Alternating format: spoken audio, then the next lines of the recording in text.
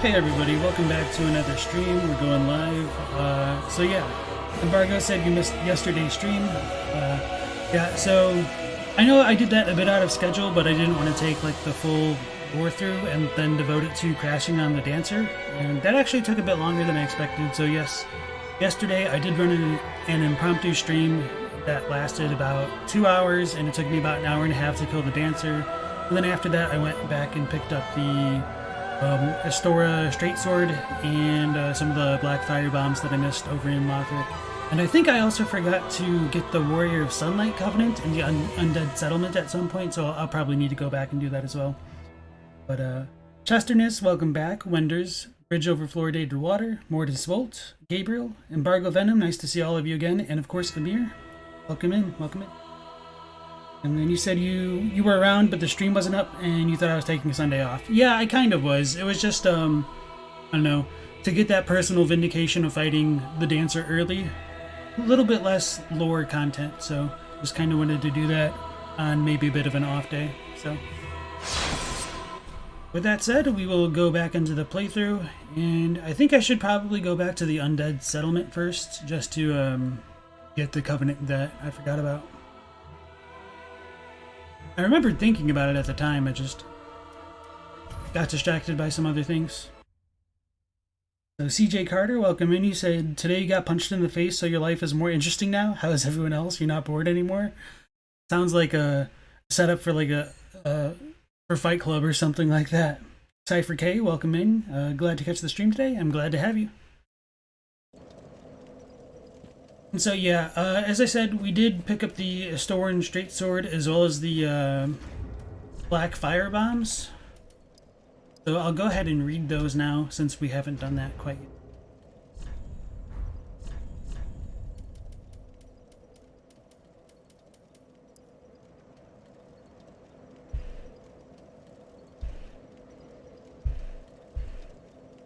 Oh, and before I forget, oh yeah, I almost did completely forget. Here's the link to my Discord if anybody who is not in would like to join. And I guess before I go into this description, as far as like some of the channel news goes, I do have the channel membership stuff almost up and running. I need to get a few more emotes, and then I need to finish making that video that kind of announces it. But that should be done within the next 1 or 2 days, hopefully. So those should be coming live pretty soon. So yeah. So this is the Astora Greatsword, a well-crafted sword named after the ruined land. Astora, before its fall, was a land replete with royal blood, and this weapon is a reminder and heirloom of that era. And if we remember, you know, like Solaire was Solaire of Astora, and that'll kind of tie into like the Covenant that we're about to go back and get. So at least in Dark Souls 3, that land is now ruined. So kind of some sad stuff, I suppose. But what are you gonna do? Wasn't necessarily all our fault, despite all of our efforts. And then we also got the black firebomb. So this is a more powerful bisque urn filled with special black powder. Explodes, inflicting great fire damage. Fire damage, which differs from physical damage, is highly effective against creatures of flesh, beasts, and other foes that might naturally have cause to fear the flame. So that's pretty much the exact same as the other one. Pretty straightforward stuff. So yeah, I'm gonna go back to that Undead Settlement and try to remember how to get that Covenant.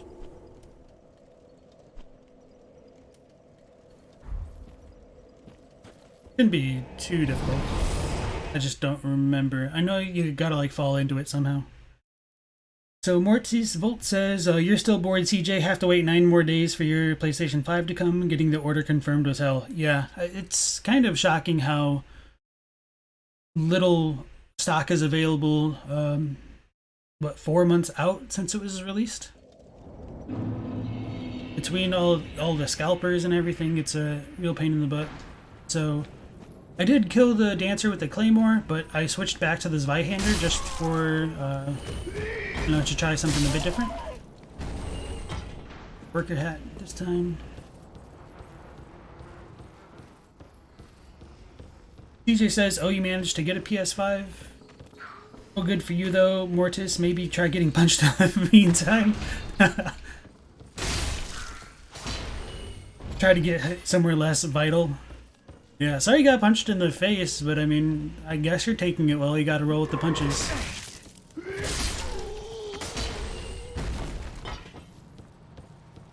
And then, I suppose after this we could go back to Firelink and talk to Yuria, since she should be available.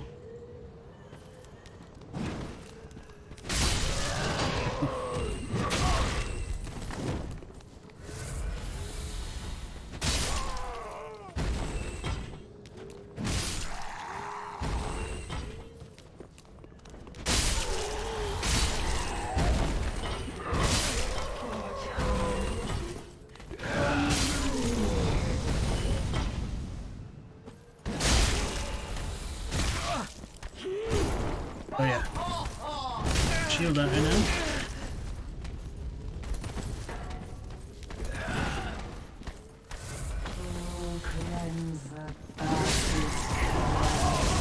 I was trying to thrust at that time, but I forgot the difference of the two-hander. I lived still. Oh yeah, and so after killing the dancer, I gained 7 levels, so I am a bit more leveled up. I just put that mostly into endurance and strength.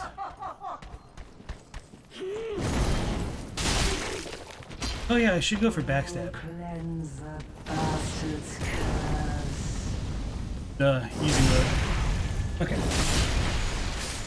And I'll catch up on chat.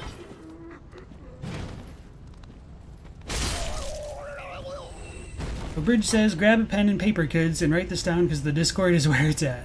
Thank you. And you'll take that under advisement. Be there or be square. Carter said, you're really good with advice usually, just not today. You don't want to be square, that looks boring again. Where'd you manage to get the PS5? You can't get one anywhere, it's ridiculous. Yeah, so there is a few, like, Discords which will track when stock becomes available. But even then, it's still really just like a race to the finish line. I know a few more got released in like Canada today, and they seem to have stock in for a little while. But yeah, it's really rough. And pretty much want to set up accounts at like multiple websites like Best Buy, Target, PS5 Direct, or PlayStation Direct rather, whatever it is.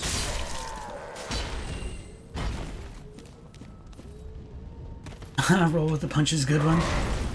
Yeah, sorry, I have some pretty awful puns at times. Some of them more intended than not, but all in poor taste for sure.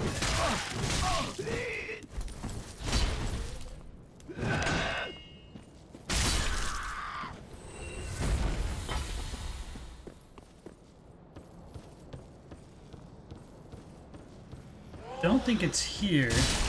I think we have to go in the other way.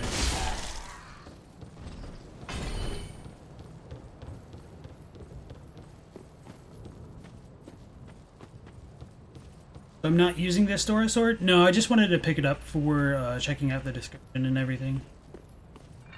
Oh, and I can't open this. I guess I thought that was closed the first time around. I don't remember if there's actual enemies in here. Bunch of corpses. Talk about a jump scare. Just some charcoal pine resin.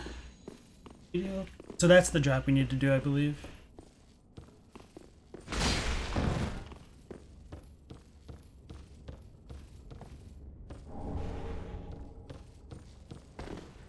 This is that door is locked on this side. Oh, okay, okay.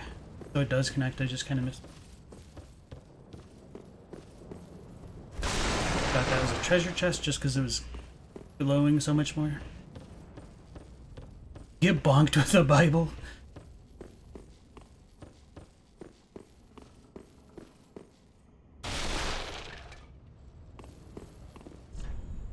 This be a soup? So this is the Warrior of Sunlight badge. And some Estus soup. And then that heals us. And for happiness.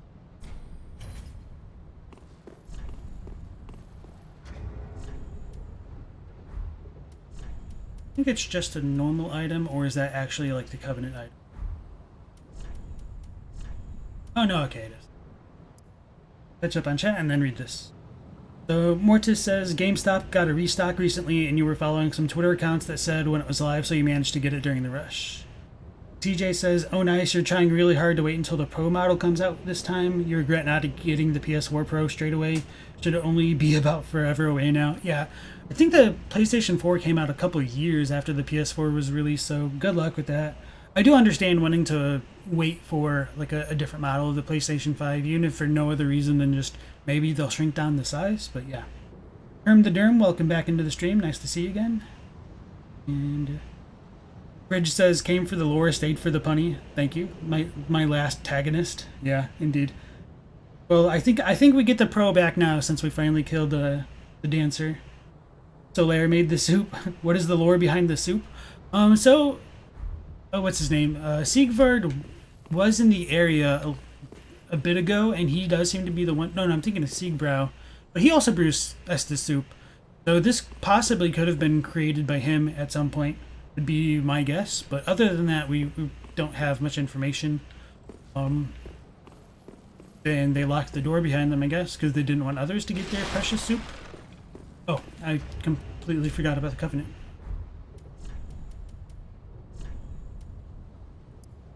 So this is an ancient talisman depicting a holy symbol bestowed upon the warriors of sunlight. Equipped to pledge oneself to the Warrior of Sunlight Covenant.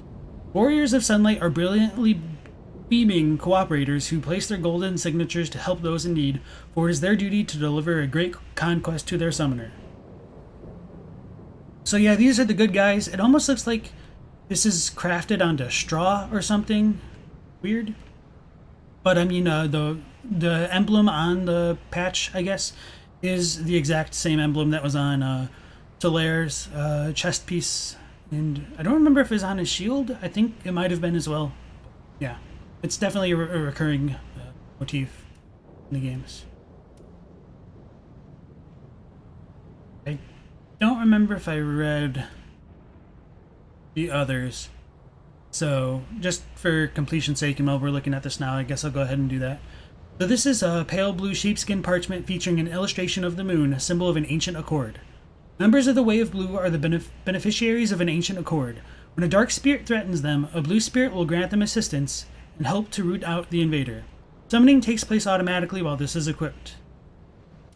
And then, if I remember correctly, Emma is the one who gave this to us, and in Dark Souls 1, like, the Way of Blue was the Covenant of Gwendolyn, and so it's associated with the Dark Moons. So it does seem like there is that kind of a lineage related to the Way of Blue in Dark Souls 3. Yeah. It's got a moon on it, so yeah. So faded sheepskin parchment depicting the Dark Moon and a sword, equipped to pledge oneself to the Blue Sentinels Covenant. When a member of the Way of Blue is threatened by a dark spirit, the Blue Sentinels, in compliance with an ancient accord, assume the form of blue spirits and help to root out the invader. Summoning takes place automatically, blah blah blah blah. So, very similar overall, and that just kind of does deepen those connections between the Way of Blue and the Dark Moons in Dark Souls 1. And so I know we did check out the Mound Maker, so I'm not too worried about that right now. I'll go ahead and equip this for now. And then head back to the bonfire and tally out.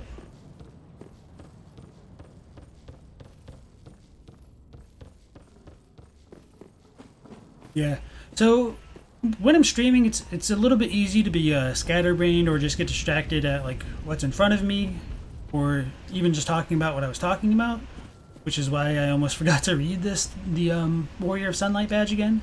So yeah, if I do miss anything, like, don't feel discouraged about like pointing it out to me. I won't take it poorly, or at least I'll try not to.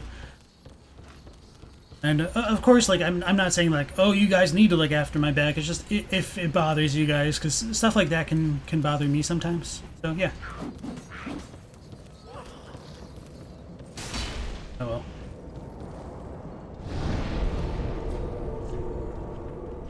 Let's go back to the halfway fortress. Solaire became a chef, duh. Thank you, Michael. Nice to see you. And Cypher says, Undead Settlement is a pretty good level design-wise. It's been a while since you've thought about Dark Souls 3. Yeah, I like it. I know there's some mixed opinions about it, but I do like it that it does have a few different paths, even if they don't really go to too many different places. I don't know. Just kind of a nice circular figure 8 kind of style design. So but there is a bit more choice with it, and oh, I should go to Firelink and talk to Yuria. It's being indecisive and impulsive, but it's okay. Carter says you've had to do so much storage management on your standard PlayStation 4 that you need the largest storage size this time. Yeah, that's understandable for sure. Especially if you go with like either the digital one or whatnot. Especially because like getting hard drives at this stage in the game is going to be difficult until they become more mass-produced, I suppose. Yuria. So Yol is dead now. Rip Yol. So. Yep.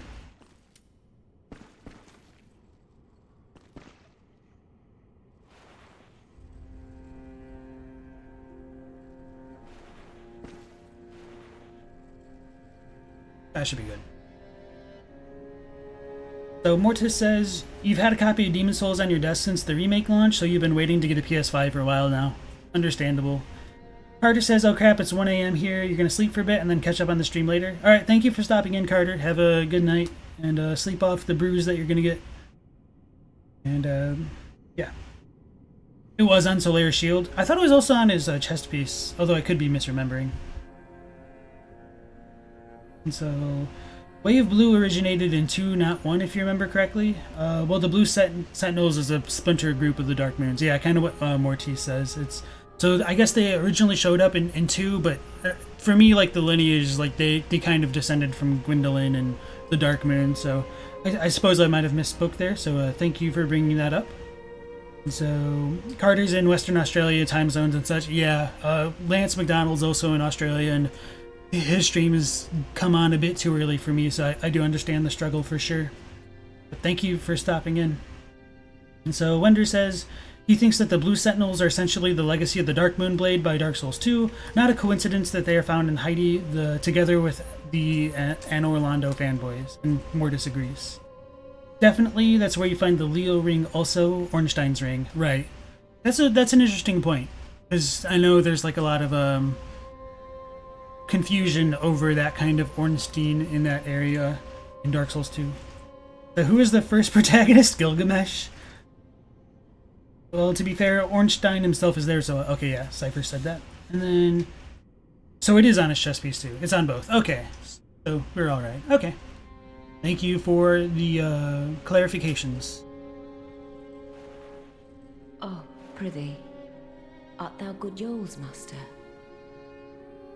I am Yuria of Londor, a close friend of his. Thanks to thee, Yol's soul is redeemed. Allow me to express my gratitude in his stead. So Wender says Old Dragon Slayer likely isn't Ornstein. His soul reads that he is a reminiscent of a legendary knight. Surely Ornstein isn't reminiscent of himself. But yes, sells the idea of admiration towards Dark Souls 1's gods even more. Oh yeah, and I think Bridge is right that Solaire did draw the symbols on himself, if I remember correctly. But yeah, it might have been a mistake to just bring up Ornstein right now, just because it's always a contentious thing. Waifu alert. So we do get another gesture from her, and I need to stop using the binoculars to see it, or to clear it. Another matter. That a lord art thou not, bearer of the Dark Sigil, and our Lord of Hollows. For the time thou remainst our Lord, we of Londor shall serve thee, and I, of course, am also thine. That a lord art thou not, bearer of the Dark Sigil, and our Lord of Hollows. For the time thou remainst our Lord, we of Londor shall serve thee, and I, of course, am also thine. So, Bridge says most of the Dark Souls 2 bosses are like that, like the Somner kind of reminds you of the Witch of Izalith. Gabriel says that he likes the theory that Ornstein became the nameless king dragon. I've heard that as well. I don't know how I totally feel about that, but I don't think there's anything to necessarily disprove it, so more power if you guys want to believe it. Mortis says, "Oh yeah, you believe if you kill Yuria, she doesn't state how doesn't she state how Koth is dead and she failed to fulfill his dying wish in the Japanese version?" Yes. I don't remember if it's the death quote exactly, but yeah, there is a line where she says that she's either trying to or she failed to fulfill Koth's dying wish. So that does kind of give some more explicit confirmation that Koth from Dark Souls 1 is dead by the time of Dark Souls 3, which is kind of interesting, especially once we get into the Ringed City and see all the kind of serpentine statues there. Lost sinner inherited her soul. Oh yeah, and speaking of Yuria and Koth and all that, I'm glad you brought that up, just because I probably would have forgotten. So Londor is most likely like descended from Londo. A big surprise, I know. So like Koth is what set Londo or New Londo into a path of ruin by giving like the Dark Hand to the humans there, and they used it to a point where they kind of ended up transmogrifying into inhuman monsters, ever in more pursuit of humanity. And so I think she can sell it right now. Yeah, and so we'll look through all of these items and it should become a little bit clearer how they all do tie together. So this is ash-colored stone encasing a skull. Reduces undead curse buildup and cures hollowing. Inhabitants of Londor, the land of hollows, use the secret treasure to feign normalcy. Occasionally, a hollow fools even himself and turns on his own kind. So this is kind of interesting, and it might set up some things, I think, with the Cirrus questline later, where even if somebody's hollow, they, at least in Londor, they try to appear more human to fit in a bit better and maybe avoid some ostracization. And yeah, so there is that whole thing that we're talking about with like skulls and stones and things like that. So whether or not this is like a calcification which encapsulates the skull is kind of a weird thing, but basically you don't purify curses, you can only redirect them to other things, which is kind of a grim, I suppose, all things considered.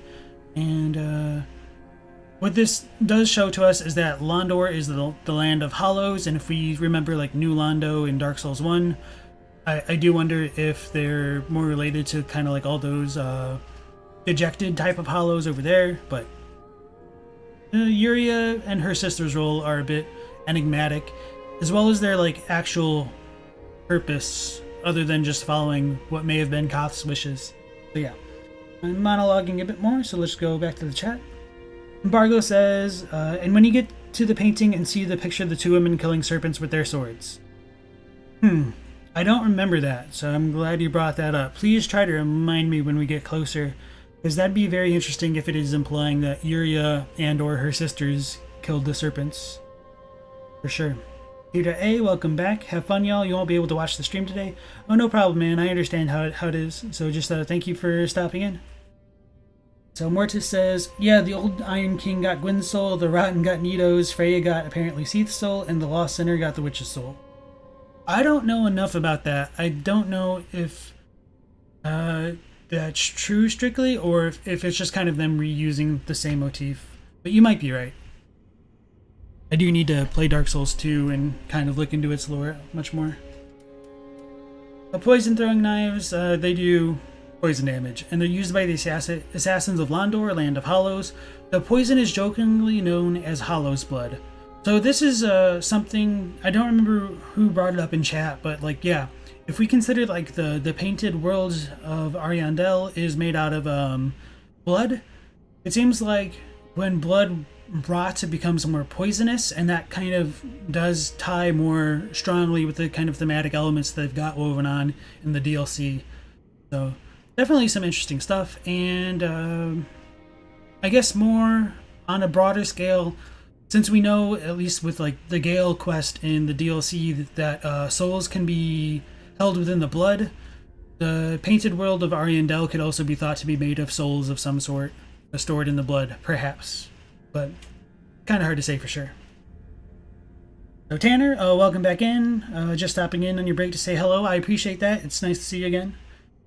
I hope you're having a good day at work, if as much as possible at least. So Mortis says you've played Dark Souls 2 the most, and in New Game Plus onwards, killing those bosses drops those respective souls. Okay, thank you. God of Spaghetti, welcome in. You said you figured they were similar figures that fit into a role whenever a new Age of Fire begins. Maybe. That's what I thought, but I guess there might be more explicit confirmation that they are more connected to the gods. So Gabriel says you really like Dark Souls 2 lore, even if it's kind of a rehash from 1. Okay, Wenders said it might have been you. Okay. So if it was Wenders, credit to you, because that's a really cool point that you brought up that I didn't think of in that context. So yeah, thank you. Mortis says Dark Souls 2 is beautiful but hard to learn. Yeah, for me mechanically, it just didn't jive with me to keep me wanting to play as much, unfortunately.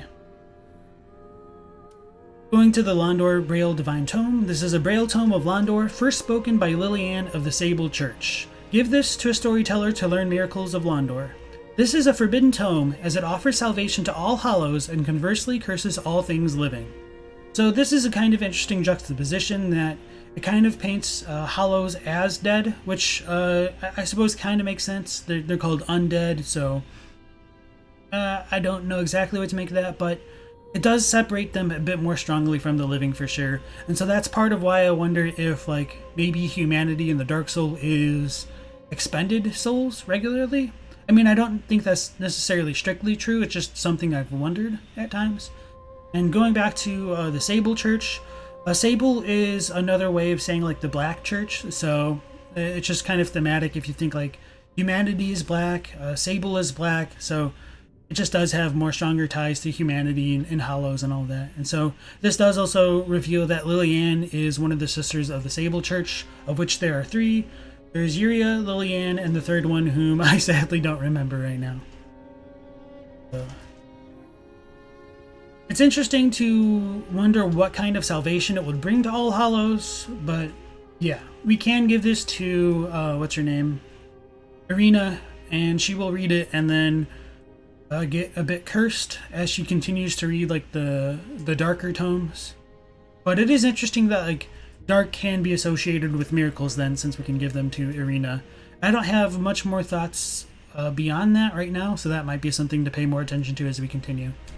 So I'll go ahead and buy this because it's super cheap. Why not? But I won't give that to Irina yet. So Tanner says, also on the note of Dark Souls 2 Lord Souls, you think in New Game Plus you get an extra soul from Lost Sinner? Okay, so it is... Okay, I get what you guys are saying. I guess I should read that out loud for the people who might just be listening. So he thinks in New Game Plus you get an extra soul from the Lost Sinner, etc. that are more explicitly intended to be Lord Souls. Okay, so that makes more sense. So it's New Game Plus. That's interesting. Between like a mechanic versus like a lore situation. I don't know what to think of that. But yeah. Embargo says, it's hard to see because Ariandel or Freed can destroy it during the fight. Oh, so it's in the actual room there. Okay, that's interesting. So if we do want to take a closer up on that, somebody might be able to like summon me in, maybe as like an, oh, maybe not during a fight. I was going to say summon me in as an invader. We could like look at it up close, or vice versa. Mortis Volt says the Sable Church can be thought of as the Church of the Dark Soul. Exactly. Though you recommend giving the Dark Tomes to Carla. Oh yeah, I forgot that she can read those. Yeah, I mean, I'll definitely give those to her. Well, I'll probably save Scum to get like the dialogue for both, just for the footage, and then continue with that. Corruption of the Way of White? I'm not sure. Sable actually means black. You were confusing because of the superhero Silver Sable. So a sable is also like a kind of animal, kind of like a weasel, but like a bit furry. I guess that kind of strays from the point though. Cypher says Dark Souls 2 lets you see areas ahead to New Game Plus without starting a whole new cycle as well. Oh yeah, I forgot about that mechanic. Okay. So yeah, going back to some of these descriptions, this is the Soul Arrow. Elementary Sorcery, fires a Soul Arrow. To use sorceries, equip a staff and attune a sorcery at a bonfire. Pretty straightforward. I tend to forget what some of the spells are called in the Japanese. I forget what sorceries are called, but like literally, I've wondered how important some of this stuff is. So I've when looking at pyromancies, like you might think initially that it's more like fire art, but the Japanese use for it is more like cursed skills. So it seems there might be an intended connection between like pyromancies and curses. Although to be fair, like at this point in Japanese, the term like that they use jujutsu, if I remember correctly, is a bit more disambiguated from the idea of actual curses, and it kind of does mean a more generic magic. But that's just something that I would look at into a bit more deeply if I were to make like Dark Souls videos, more specifically about the translations. I don't think it would necessarily be anything as important as like the Shinpi connection in Bloodborne, but even some people would argue that that kind of stuff is a bit negligible. But yeah, I guess if you're not interested, you're not, but if you are, you are. And so this is the Heavy Soul Arrow. It's elementary yet practical sorcery from long ago. Fires a heavy soul arrow. Offers greater power but slower casting time, entailing a vulnerability that makes this sorcery trickier to handle. So the thing about sorceries compared to some of the other magics is that they do seem more aligned with souls specifically, as opposed to pyromancy, which seems more like fire. But by the same token, fire is related to the soul, so they kind of are all still related. So yeah. This is the Soul Greatsword. Sorcery developed primarily for sorcerer swordsmen. Attacks with a greatsword formed from souls. The ephemeral blade only exists as an extension of the caster, but its power is said to rival that of physical greatswords. Even the most obstinate magic purists may resort to this spell in times of crisis. Magic weapon buffs the weapon. The power of the sorcerer swordsman of Vinheim is predicated upon this and magic shield. Many warriors learn sorcery just for this enchantment. So it's interesting that this one says that it's from Vinheim specifically. Well, I guess it doesn't technically say that, but I mean, it's kind of implied because later on we'll learn that the School of Londor did send a spy into Vinheim, probably to get some of their sorceries, or maybe just like more for political reasons and monitoring. So we'll find out about that a bit more later, I suppose. I'll read the shield and then catch back up in chat. So this is sorcery for casters who wield swords, reinforces left shield with magic. Shields augmented by magic have higher stability and damage absorption. Even the smallest of shields can be toughened considerably with the use of this spell. So yeah, pretty straightforward. Tanner says Dark Souls 2 had much more things like that in New Game Plus. You think it's the game with the most New Game Plus content. And Gabriel says that's what you missed the most in Dark Souls 3, setting areas to New Game Plus. KK Abysswalker, welcome into the KB Abysswalker, welcome into the stream. Nice to see you. We will hopefully be fighting the Abysswalkers in a little bit on this stream. So yeah, suitable name for a suitable stream. Gabriel says the Phantom NPCs in Dark Souls 2 were also great. The invasions. And Tanner says the NPC invasions certainly made the world seem more actively hostile. So this is Dark Hand, weapon that allows its wielder to evoke an art unique to Londor, the land of the Hollow. It is also said to be an ancient relic of a primordial serpent. The Dark Hand mercilessly saps the essence of its victims and can also double as a special shield, cannot be used two-handed. So this skill is kind of important. It's life drain. It's embrace the victim and steal their HP, can only be used against humans.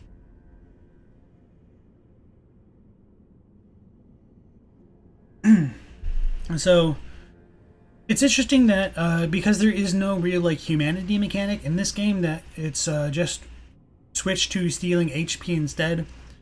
The symbol on it does look a bit different. I think there was like more of a humanity sprite-esque thing in the center of it in Dark Souls 1. It's been a little bit since I played, but I'm pretty confident that's what it was. So presumably there is like a soul in the midst, in like the palm of the hand there, that's just kind of covered with like a really deep, dark, black, flamish looking kind of thing. Definitely a super cool skill, or weapon, I suppose. And we'll see more of that when we fight some of the Ring Wraith looking dudes whose names just escape me for the moment. I'm blinking. So Brisson, welcome back into the stream. Nice to see you again as always. So this is the Untrue Dark Ring. It's one of the illusory rings worn by the Hollows of Londor. Retain human appearance while hollow. The Hollows of Londor are wretchedly aged, fraught with deceit, and dubiously secretive. It is no wonder that they are deeply detested. So, let's see if Yuri is wearing one right now. Till we meet again. May the Dark Sigil guide thee. Oh yeah, I can't move.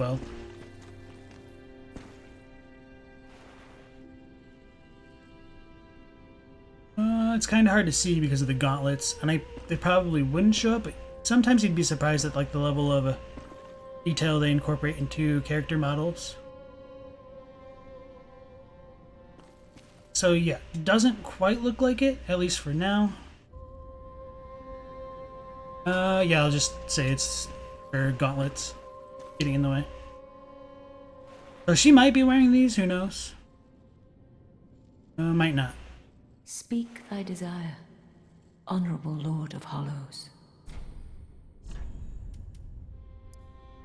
So this is the Untrue White Ring, one of the illusory rings worn by the Hollows of Londor. Take the appearance of a phantom. The Hollows of Londor are wretchedly aged, fraught with deceit, and dubiously secretive. It is no wonder that they are deeply detested. And so this is the Ring of Sacrifice, and we've already talked about that one. So that's pretty much it for now. She might have something else to say. Let's check. That a lord art thou not? Not really. Bearer of the Dark Sigil. So, Embargo Venom says, wearing that ring makes the Firekeeper turn away from you, I hear.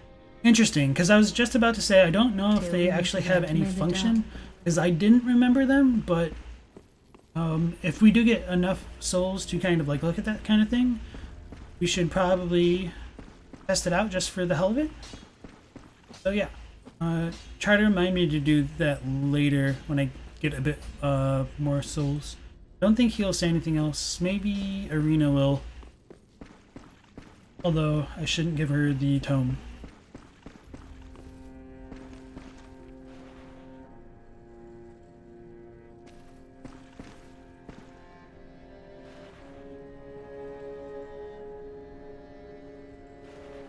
Oh, Champion of Ash, welcome back. Do you wish to hear a tale? You only have to ask. You know, in my home of Karim, I was a nun. I would be pleased to share the tales of miracles with you. Although, to be honest, I only know a few. But if I had a divine tome, I could tell you many tales and more.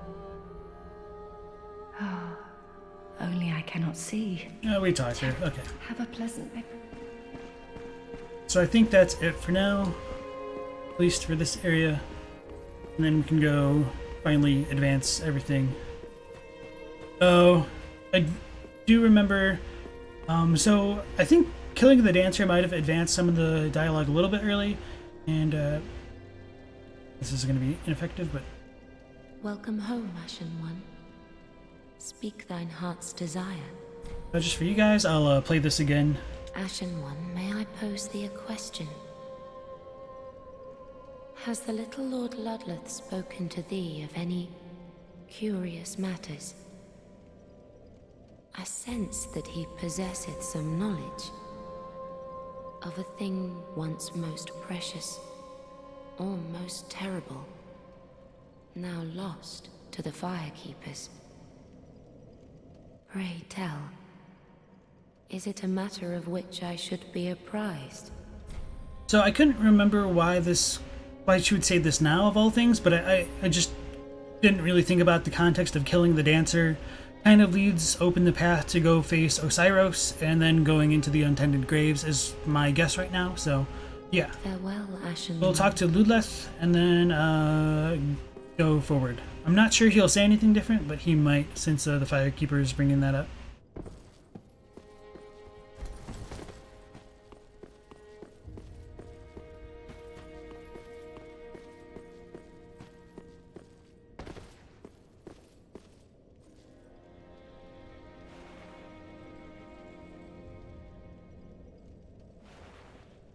Aha! Aha, thou art returned, and a fine day it is. So, happened upon any twisted souls? Knowest thou of our purpose? 5 thrones with I may... And Cirrus is already gone. Perfectly fine. So Londor says the Dark Cannon is also a good early game weapon that many people use against the Dancer early on. Yeah, I guess I was a bit too stubborn and didn't get the chance to do that. I might try it sometime. I don't know. It's a little bit expensive for this part of the game, but I suppose if you're going to do an early Dancer, it's probably worth it. And then Brisson says, sounds like some God's worshipper propaganda. Yeah, so Bridge says plastic surgery ring. It is kind of interesting that that ring does exist in that capacity. But did I come up here? Okay, yeah, no, this is the right one.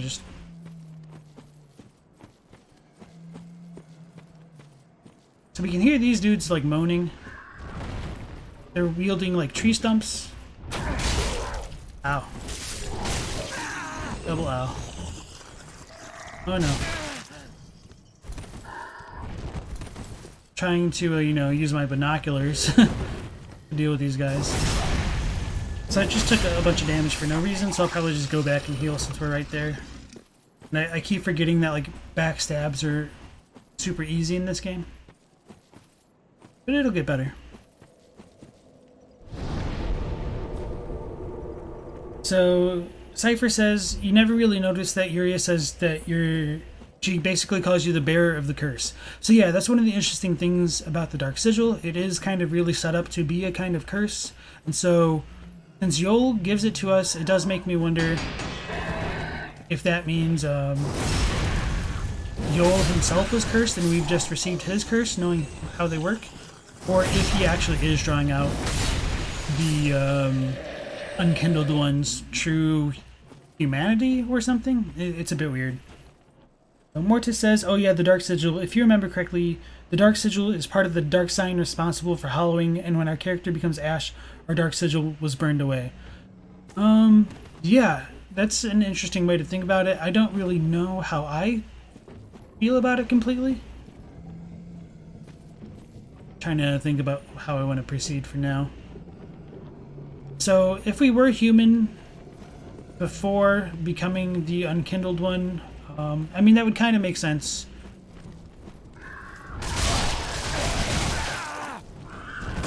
Oh, slow sword.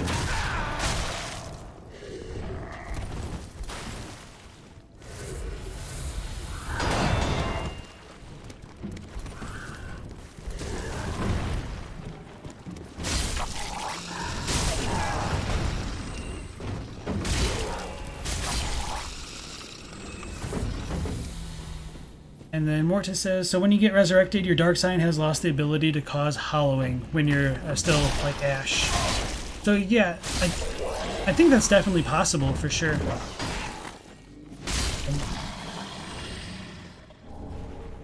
And so now that Yol has like maybe reawakened our dark sign, that's why we become hollow when we die. So there is like a kind of interesting difference between like going hollow and just being unkindled. It's not super well explained by the game, like what really separates them. At least in my opinion. Like I'm sure like some people have already figured it out, but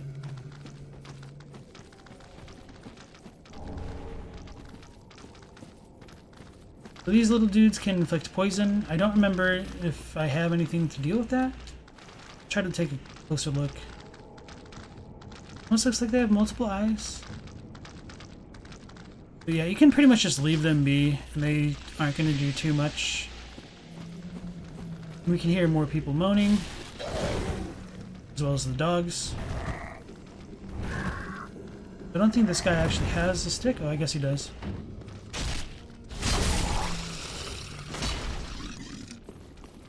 Did some pretty easy backstabs in this area.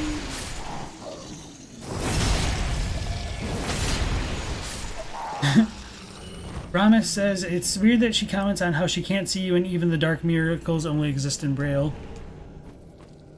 She sees with her hands, I suppose. But yeah. So it's interesting that these things are all kind of around like a grave. Probably just shows like their connection to death and maybe poison's connection to death.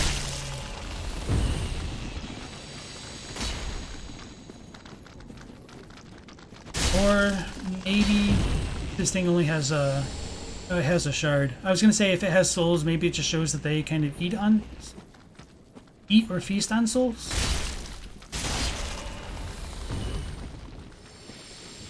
It does look like there are more graves in this area. They're kind of reminiscent of almost like the Hunter's Rune in Bloodborne, but it's a fairly typical like crucifix style design, so I'm not too worried about it.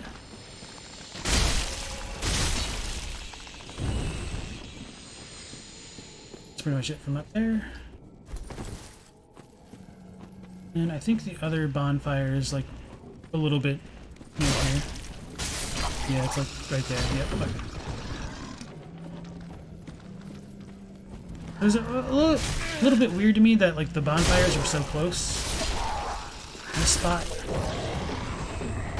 And then when we do get over there, I'll probably ember up, and I think there is an invader in this area. The crabs. Maybe you don't go that way. Oh yeah.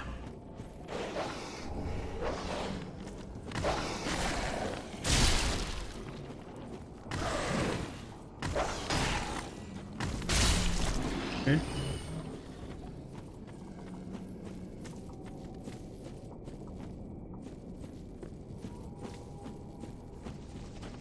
Gotta catch up a little bit.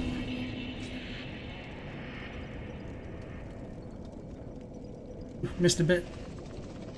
Okay, Gabriel says, "Bear seek lest" is the best quote in the game. Mortis says, "You might be remembering wrong though." I don't remember the context of that. Okay, about the Dark Sigil. So when you get resurrected, your dark sign has lost the ability to cause hollowing, but you might be misremembering. Yeah, I think that's something that might be a bit more individual preference, or it might take a lot more like real deep hard looks into how the curses and stuff work. Brian Young, welcome to the stream. He said, "Much love, man. Here 2 days in a row. Been enjoying the Soulsborne content." Thank you. I appreciate that. Do intend to continue it in the future, as well as branch out into some other things. Wender says, "Yuria's dialogue is probably influenced by Vendrick and Dark Souls 2 as a whole. She says similar things as Vendrick, true face of man, namely, and uses the term true monarch too." Yeah, and so with like the whole Vendrick stuff, there is like a bit more of like the human empowerment. I think that's more of a component of like the Londor people, but yeah. Vendrick is a bit weird because he seems to be on the side of fire and kind of like suppressing people, or at least that's like the feel that I got from him, but I don't know too much more than that, to be honest. So, scrolled. So Morgoth, welcome back. You said you had to leave in the middle of the stream last time. Did I kill the dancer? Yes, I did. It took about an hour and a half of just like straight up grinding, but we did finish her off for sure. Got 7 levels and a lot of leftover souls. Embargo says, "Unkindled are those who reach the first flame but failed to either link it or abandon it. And that's why you and Frida are unkindled." Yeah, it's weird. But that, even though we're both Ash, like we're both up now, so it seems like Unkindled might have died, and I guess that's why we're back now? Hard to say for sure. But thank you for your clarification. Mortis says, "Some could poison you and others corrode the gear." Okay.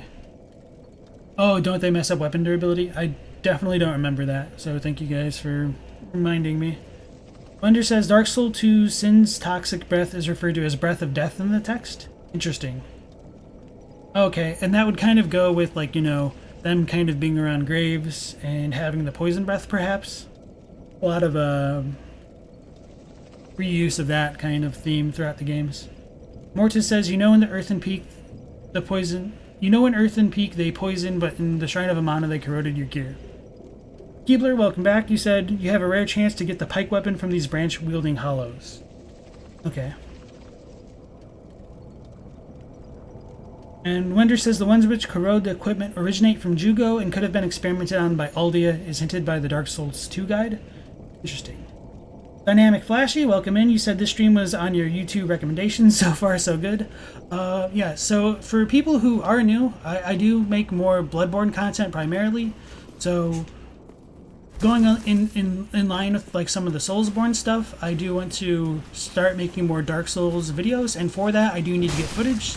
So that's kind of like the primary goal of these streams for now. I wouldn't call myself like an expert on Dark Souls lore, but there are like a lot of themes used over in the FromSoft games that I am familiar with.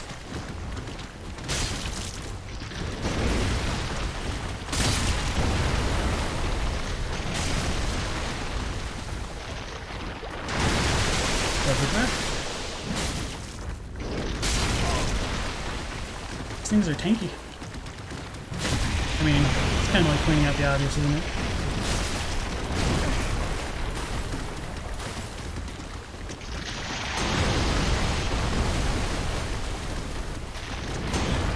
Should have rolled.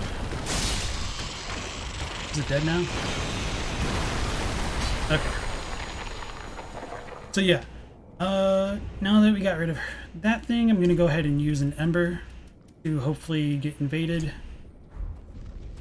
And hopefully not killed, but yeah. I don't exactly remember where it happens. But it should be somewhere around here. Speak of the devil. So yeah, for Flashy, welcome to the stream. If you have thoughts about Dark Souls lore, want to tell me where I missed some items, you're more than welcome to do so. I'm fine with people sharing their opinions. I welcome it. Because we're kind of all here to learn and build from each other.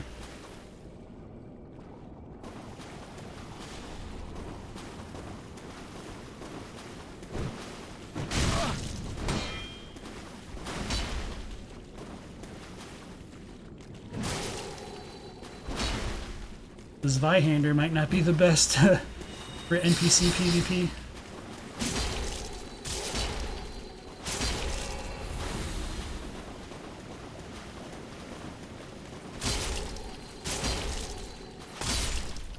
Oh, I had a lot less HP than I was expecting. Sweet. So yeah, that was the invasion. We got the Hazel Pick and the Xanthus Crown. Xanthus is another word for purple. Ooh, and the Grass Crest Shield. That's, I think, one of my favorites, if I remember correctly. Oh no, we got an actual invasion. I was just gonna try to read some items.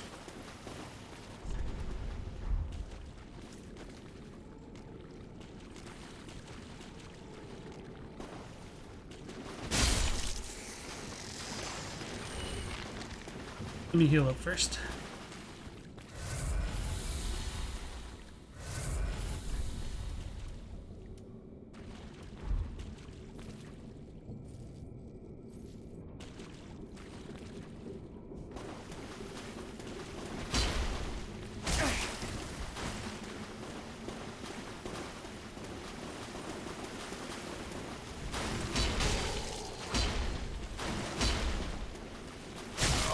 Ooh, the range on that one. Dude's probably a twink.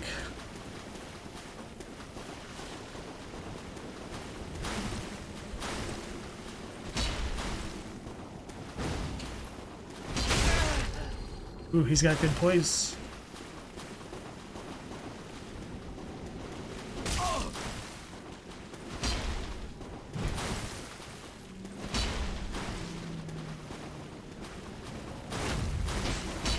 How did that miss?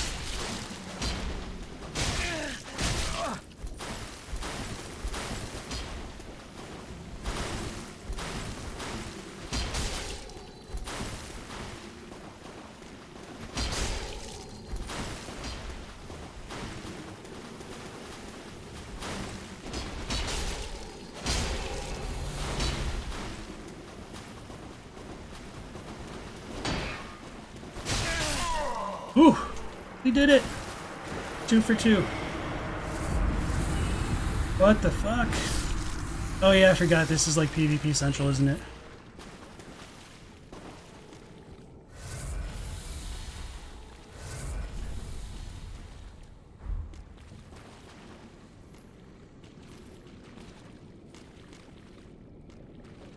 Oh, this guy's got a hat on, guys. I don't know what we're gonna do. Sorry I can't, like, catch up with you guys either.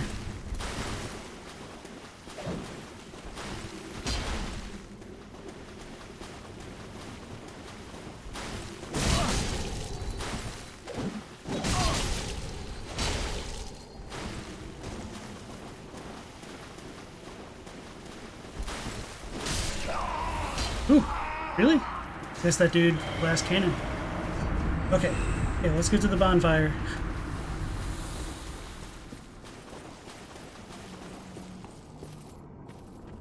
So, I'll just say that's kind of untypical behavior on my part. I usually get killed pretty quickly. At least by the dancer standards. Alright, so I'll try to catch up on chat and then remember to read the Hazel items. Whew.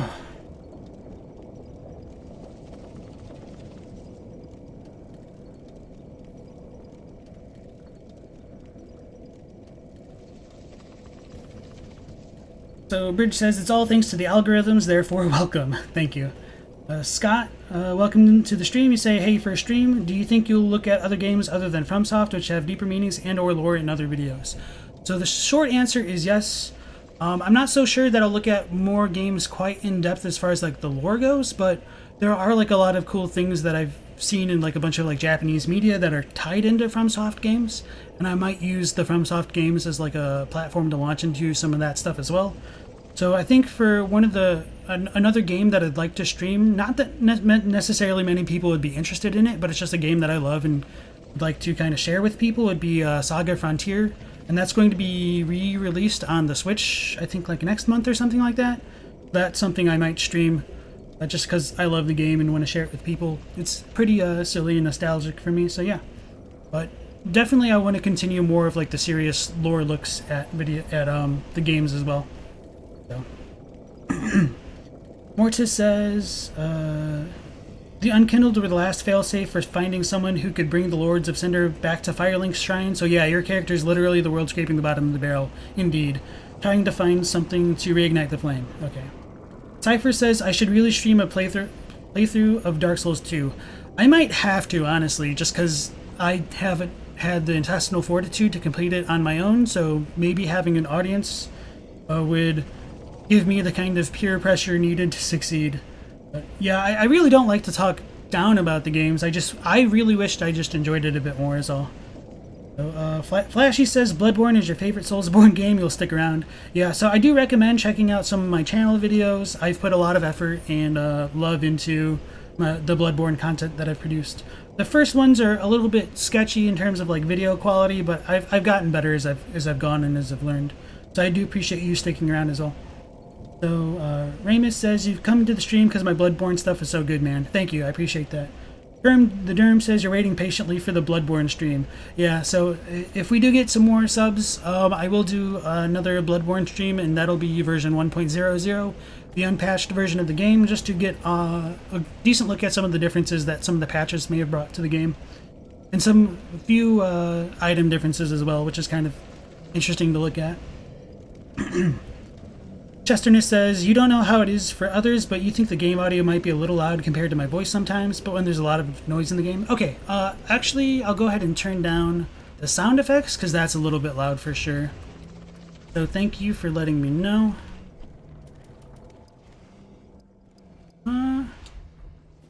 Let's see how that is. I think that should be good. That's probably a bit better, especially like getting invaded and using the loud-ass Zweihander.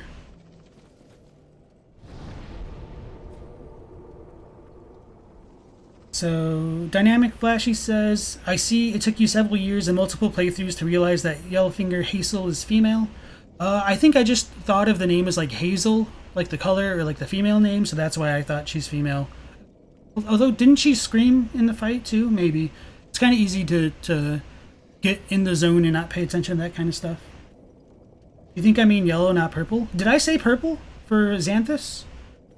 Yeah, so Xanthus is definitely yellow, not purple. So if I did say purple, that is totally my mistake. No idea where that came from. The big oof, nice PvP. Alright, thank you guys for all that.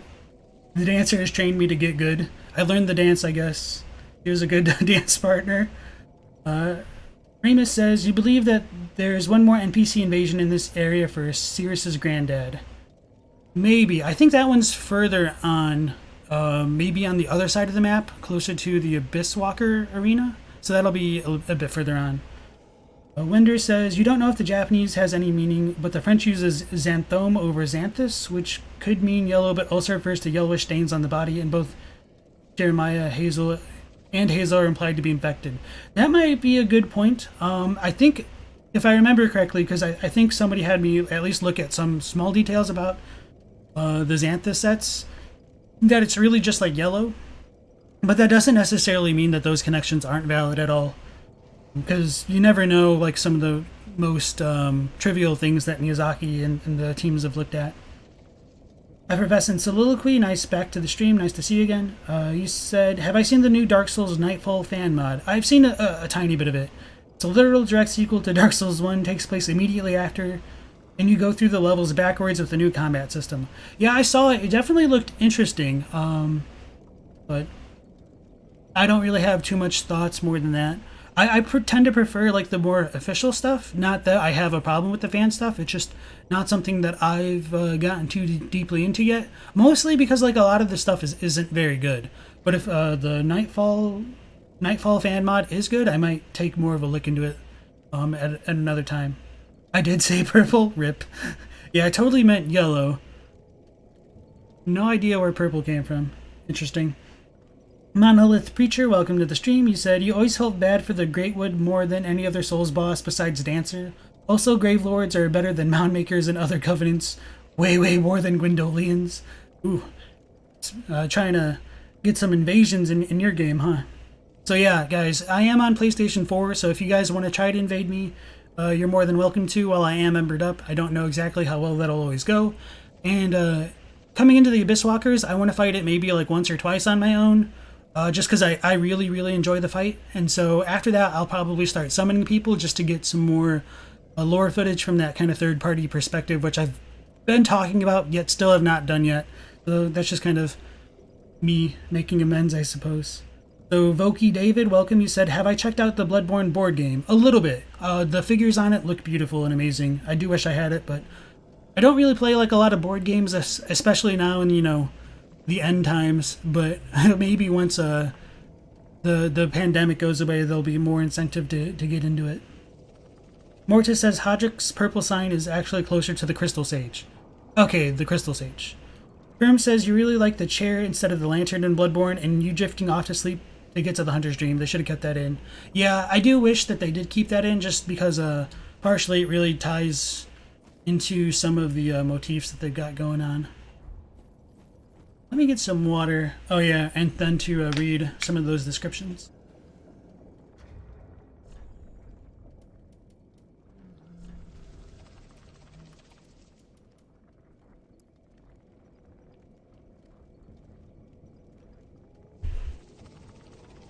So this is the Xanthus crown. Crown supposedly made in imitation of a divine creature of Ulasil, land of an ancient golden sorceries. Minus the An, I suppose.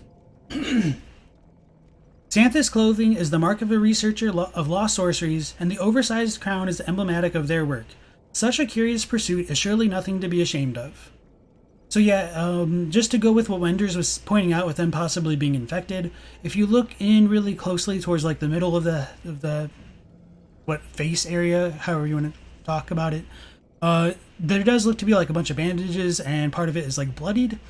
And of course, the divine creature of Ulasil is most likely a reference to Elizabeth, and she was just a gigantic mushroom, and we'll see a little hint of that later on as well. And then we got her pickaxe, I think.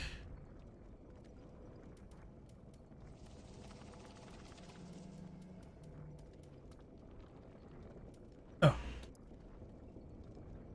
Choice weapon of Yellowfinger Hazel, a finger of Rosaria, and Xanthus Scholar. This is both a weapon and a sorcery staff. The gold specks are remnants of lost sorceries. So yeah, a lot of things with Ulasil are related to the color gold and sunlight, and so that's also kind of related to time in these games. I think Dark Souls 1 makes it pretty explicit that like all light is time as far as like Dark Souls goes. So using light in a certain way can help repair weapons. But yeah, I thought there was something else I was going to say about her. Oh, she's a Finger of Rosaria and a Xanthus scholar. I don't entirely know what to make of that. Like, I mean, I know that the fingers are a thing, but they're kind of not explained very well, or at least I don't understand them very well quite yet. So yeah, so at least now we do know that there are like some other covenants, and why she's invading us of all people in here of all places, I have no idea. I think you can fight her again later as well, but I might be wrong. Okay, and so that's all that. Trying to think of which way I want to proceed. I'll probably just go off to the right. Pick up all the items. This is like towards like the crystal sages, but I mean, not really, but you guys kind of know what I mean.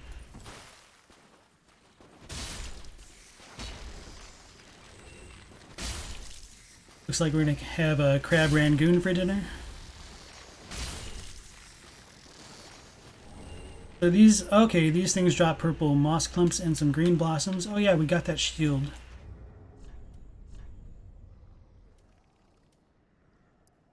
Oh, this one doesn't do full physical damage. That's unfortunate. But anyway, this is an old medium metal shield of unknown origin. The grass crest is lightly imbued with magic, which slightly speeds stamina recovery. So if for whatever reason you didn't want to use the Chloranthy ring, you could also use that shield to boost that stamina recovery speed. And yeah, so part of the reason I probably won some of that PvP is just how much I've invested into HP. Because that second dude was definitely more of like a glass cannon. No backstab on that? Interesting. Ooh, the line down.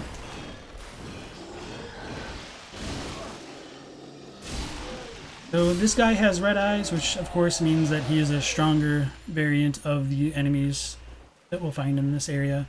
They're a bit more reminiscent of maybe like the Scourge Beasts in Bloodborne, which some people didn't really like so much. Not that I'm saying that they are Scourge Beasts, but just like there's similarities in that design.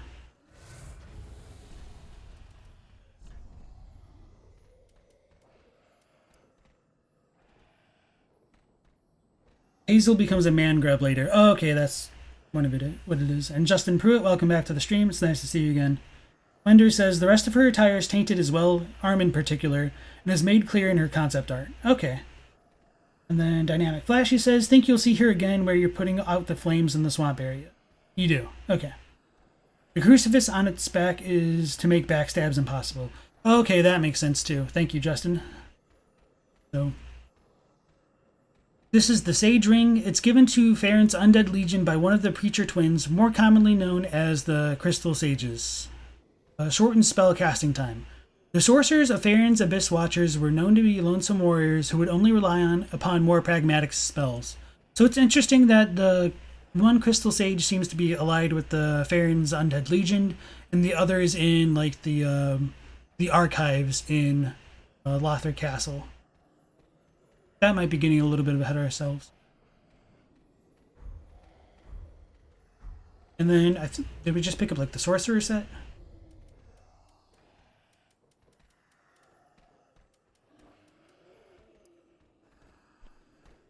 Don't know if it's too different.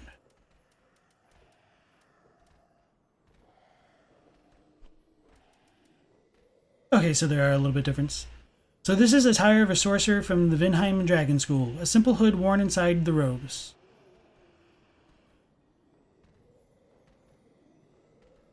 So it represents those who have outgrown the academy, abandoning formal headwear and distancing themselves in order to continue their research in solitude. So whoever this sorcerer was, he probably also had like the ring that we just picked up, and he died over here. Attire of a sorcerer from the Vinheim Dragon School. Long, ash-colored robes. Underneath is a deep blue sorcerer's coat, conventional uniform of the academy. So this kind of does set up that Vinheim may have had a presence in this area, because we'll find Orbeck here as well. And they're part of the Dragon School, which I tend to forget. So Vinheim wants to research dragons, and I think that might be why some of them are interested in, like, Seath and some of the spells like that. And I know there's, like, 2 NPC not invaders in this area as well.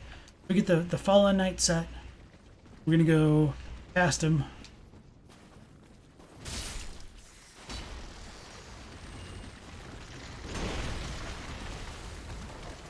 Jeez.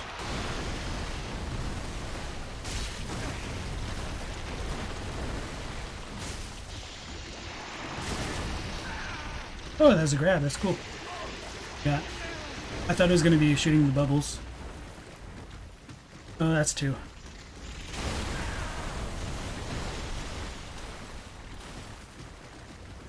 And, no, I'm just weak. Yeah, I don't really feel like dealing with that just now. And I noticed an item over there. Hopefully the dog doesn't kill me. I'll go pick up the item and then run back to, like, towards the start of the area. Oh, forgot.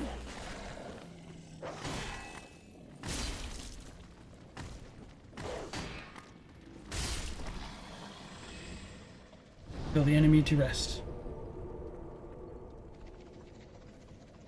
And Ramus says that you were about to say this dude is basically a Scourge Beast. Yeah, so there is like a bit more of a similarity between them, and that'll become a bit more obvious, like, once we actually see them kind of transform.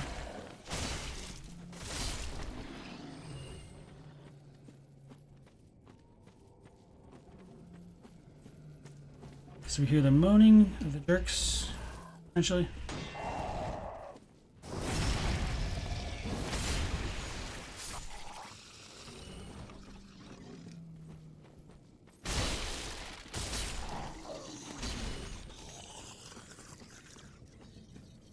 I think that's the other way forward. I'm not too worried about that quite yet.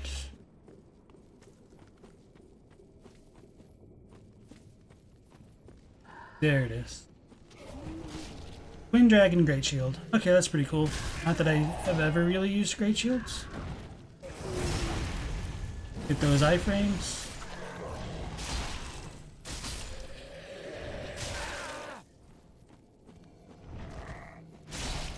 That wasn't a backstab, I guess.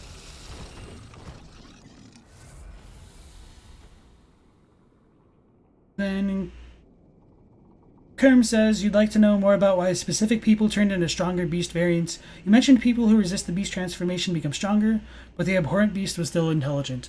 Yeah, so Miyazaki mentions in an interview where, like, the more one represses the beasthood and tries to hold on to their inner humanity, the more terrifying their transformations become. So that's kind of where that information explicitly comes from. And that could also tie into why, like, I was trying to actually sweep. Why, like, the clerics would turn into the most gruesome beasts, because they would have, like, the most reason to want to stay, like, pure and holy and not become a beast. But yeah, when we look at characters like the Suspicious Beggar, who seems to embrace his own beasthood, that doesn't quite string together very well. But by the same token, he seems to have embraced it in a way that others haven't, which might be why he's attained power. So that guy just zoomed in. So yeah, this is like another one of those crucifix dudes. That's so weird.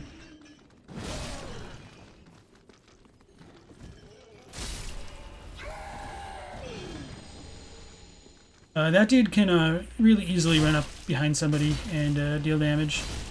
It's important to, I know, just have them spawn in so you can see them. What was I talking about before that? Oh yeah. So yeah, the Suspicious Beggar is interesting because he's like the only beast that we really see able to retain his speech. I guess, like, you know, you could say that there's also Ludwig, but technically when he goes into second phase, he loses his beasthood again, which is also weird to consider. And I think to a certain degree, like, accepting some of the horrors of what's present in some of these FromSoft games is an alternate way to escape some of the worst aspects of those horrors. And so we get that example of the beggar, and Walter as well, I would say would be another one. And when we compare like Walter to Gascoigne, they seem very similar for some of the things that they do. This way's closed off still. Okay. We've got another actual Silver Knight, or is he technically a Black Knight in this game right here? It doesn't matter, the strat's always the same. Ooh, thank you. Wasn't trying to roll there, but okay.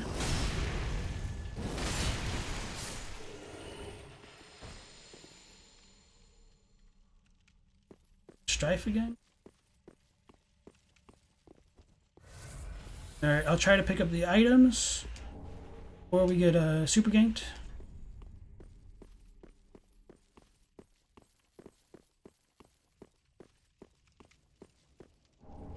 So Farron Cole, we can give this to Andre. So we got the Soul Sword, Twin Blades, and the Coal. And the items up there we can get once we access the other area, if I remember correctly. Maybe not. No, okay, we can just go this way.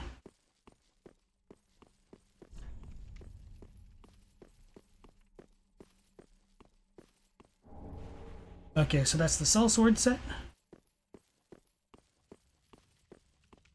Horns on helmet versus the wings.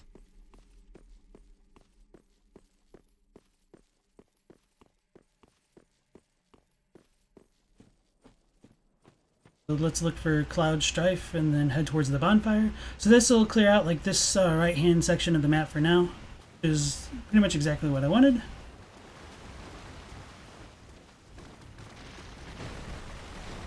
Minus, you know, the gigantic crabs coming in.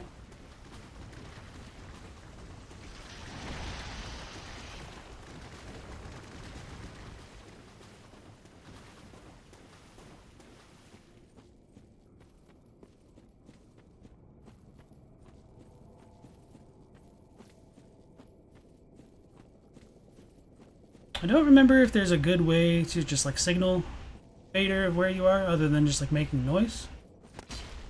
Or like getting up high.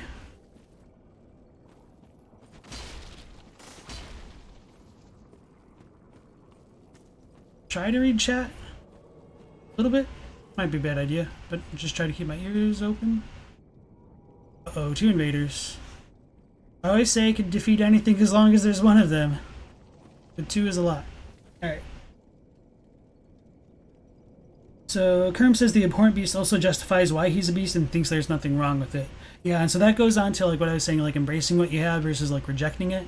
It's unclear why he's so damn big and so damn deadly, but it could just be because he has embraced it, whereas like the other Yharnamites might have tried to hold on to their humanity a little bit.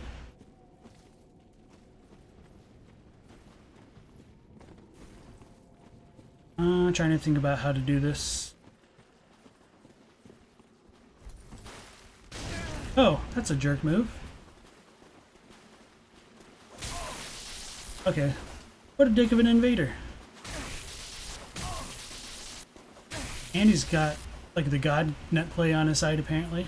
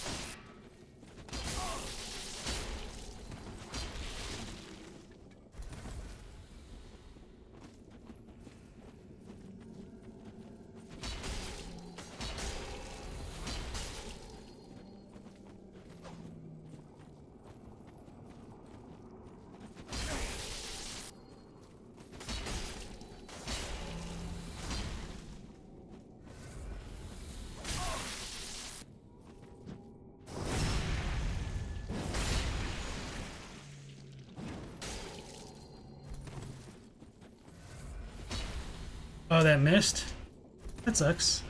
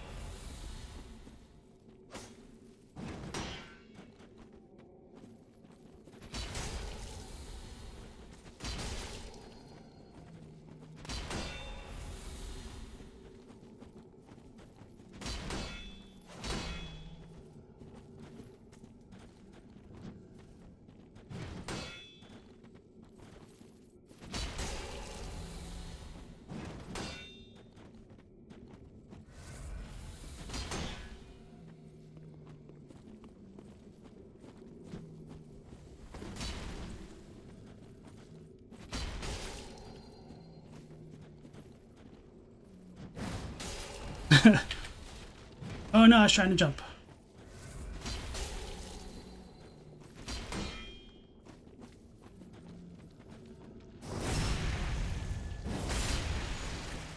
This dude's trying to practice his parrying, obviously.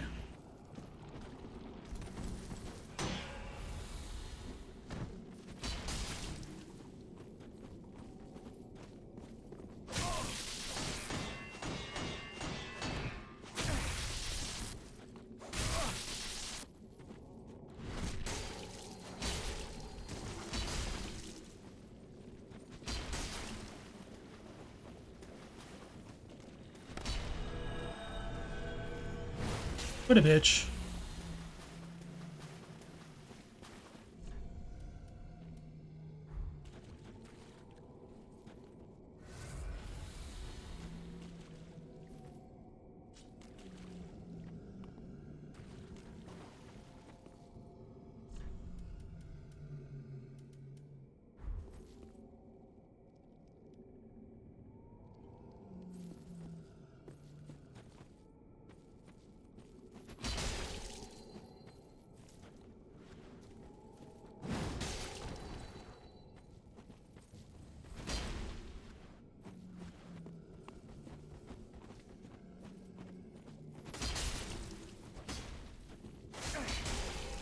This Cloud Strife's cool.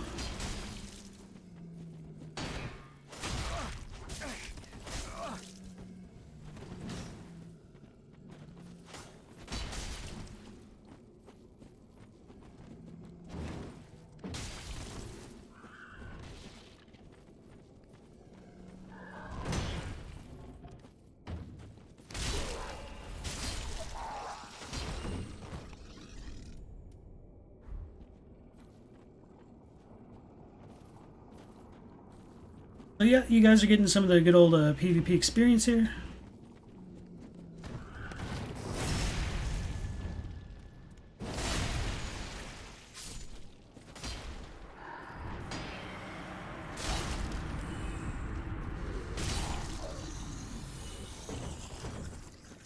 Oh, that's stressful.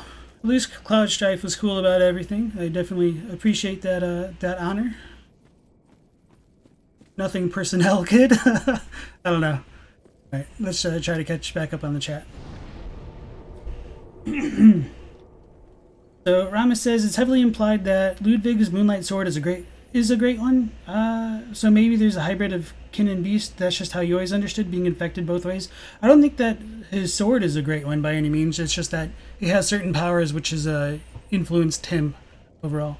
Yeah, so Flashy says Gank City. That's certainly true. Wender says Cloud Strife was inspired by his trip at the Honeybee to the point that he started to dress like the dancer. A suspicious beggar wearing the Herald hood, could he have been a church member? So there is a cool theory that like the suspicious beggar could be related to Irreverent Izzy. He does have the Herald set on, but that was also before the Herald set became available in the DLC, so it might have had a different role when the game was first released, but I suppose based on what we have now, he may have had some connection to the church. At the very least, he might have worn that kind of stuff to prey on people just to kind of disguise himself, but by the same token, like the Herald set is more of like a hidden set, so I suppose he could have been a church agent that went a bit rogue after having tasted some of his own power, I guess. So Kerm says those hitboxes, Jesus. Yeah, that's kind of one of the reasons why I'm not too crazy about like the PvP at times, just because they can be pretty atrocious. That's certainly not a parry god. So yeah, Flashy, I play like a lot of Smash Brothers, so one of the things that I was doing was varying the timing of when I would release R2, just to kind of bait out him trying to parry. But when you add on to like the lag that's in the game itself, it's really hard to do. So I mean, I'll give the dude credit, although he was a dick about everything else, so screw that guy. So Brisson says, a wild adolescent parry god in its natural habitat, with its father watching nearby. It will take years. Wait, let me you know put some justice. A wild adolescent. Jeez, that's not the justice it deserves. A wild adolescent parry god in its natural habitat, with its father watching nearby. It will take years more of training before it grows into an adult parry god. What a coward, lol. Yeah, I guess I'm on fire today. And then, yeah, Bridge says, because Izzy first discovered the Beast Rune. I don't remember if it's Izzy that discovered... No, the Beast Rune doesn't clarify who found it. It was just said to be the first Carol Rune. But Irreverent Izzy is related to the Beast Roar item, if I remember correctly, and more other Beast items. But yeah. No, I do not play Melee. I play a lot of Smash Ultimate. And my internet right now is pretty bad. I would like to stream Smash Brothers sometime, so maybe once I do get my internet upgraded and like a better modem, I'll be able to hook some of that up for some like casual fun with the community. David Attenborough, I don't know, just my crappy impersonation of a British like documentarian, so possibly him.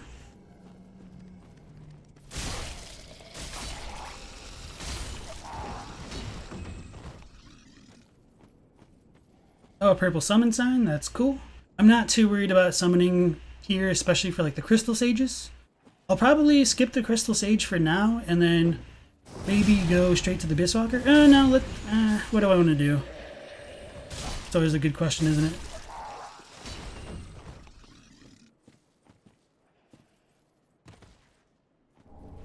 So we got another Estus Shard, which is fantastic, phenomenal.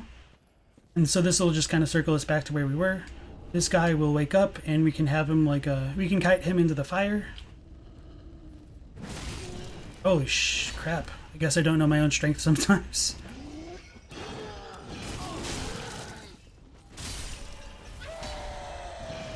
That one seemed much weaker.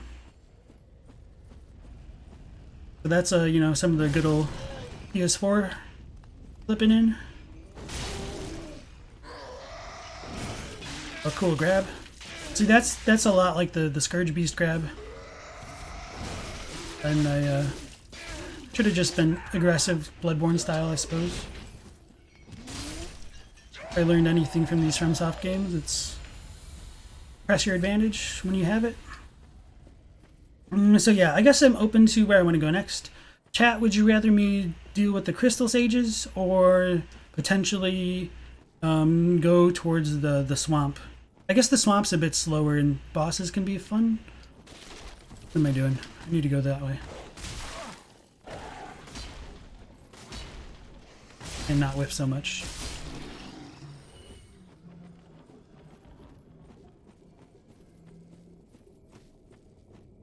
Either way, before dealing with the Crystal Sage or going to the swamp, I guess I'll go try and deal with the fake invaders. I don't remember if I will aggro the crab automatically just running through.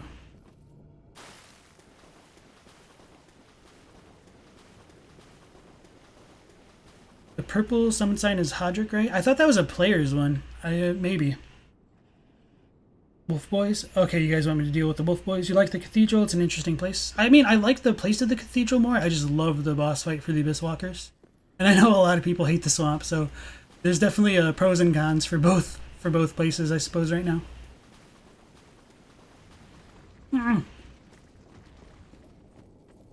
Okay, no more crab.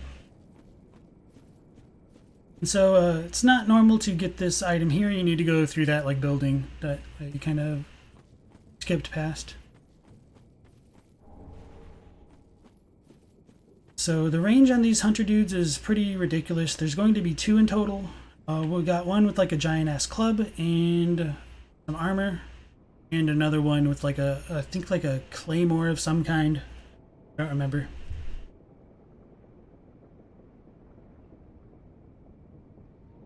Now, a bridge says, what are those daggers that allow you to move faster in the swamp if you use their weapon art or whatever? I'm not sure. Maybe it's in the sellsword daggers, which I didn't look at.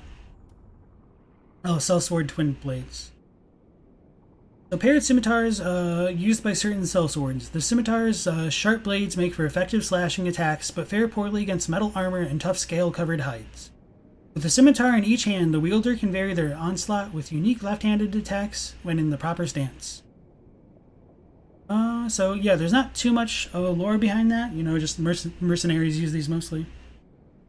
Victorious FIG, welcome to the stream. Nice name pun right there. You said, there's probably a lot of Dark Souls fans in here, so you need some advice. Love Bloodborne, love Dark Souls 3, love Sekiro, but you cannot stand Dark Souls 1. Is there a mindset that you can employ to try and like it for what it is? For Dark Souls 1, it's a little bit rougher to go into it from the faster games for sure. Dark Souls 1 came out at a time where there weren't a lot of games like it, so it's a bit slower paced, and it's a bit rough around the edges, but there's a certain charm to it that's... you'll either like it or you kind of won't. Unfortunately, I don't really think I can say too much else other than that about it. Of course, you might want to try like different weapons or different like playstyles to see if you can find it to be more enjoyable.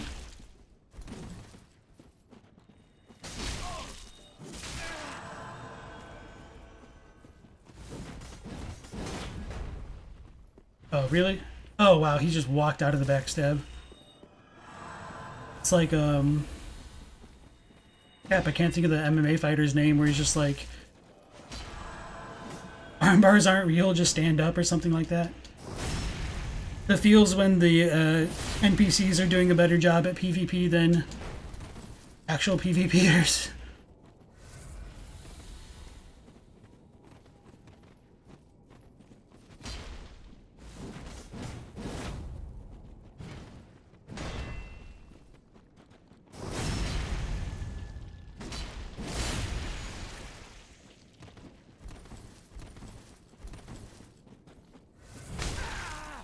Oof.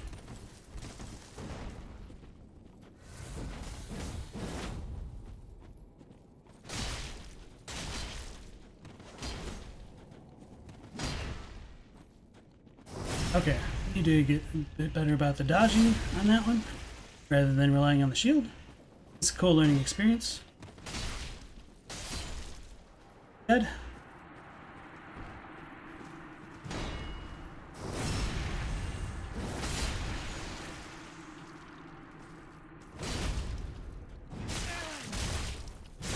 Oof. Doing damage.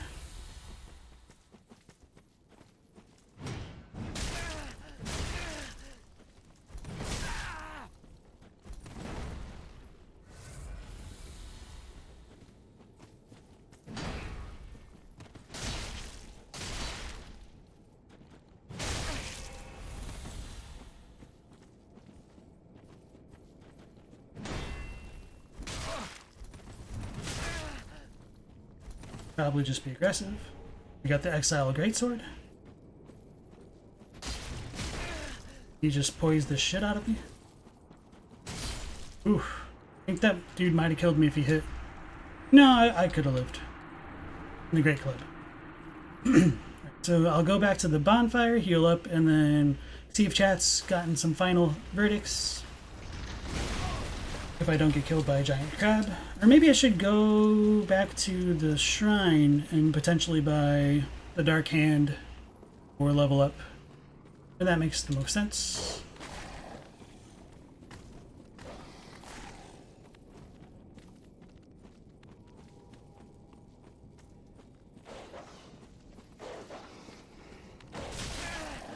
That's weird.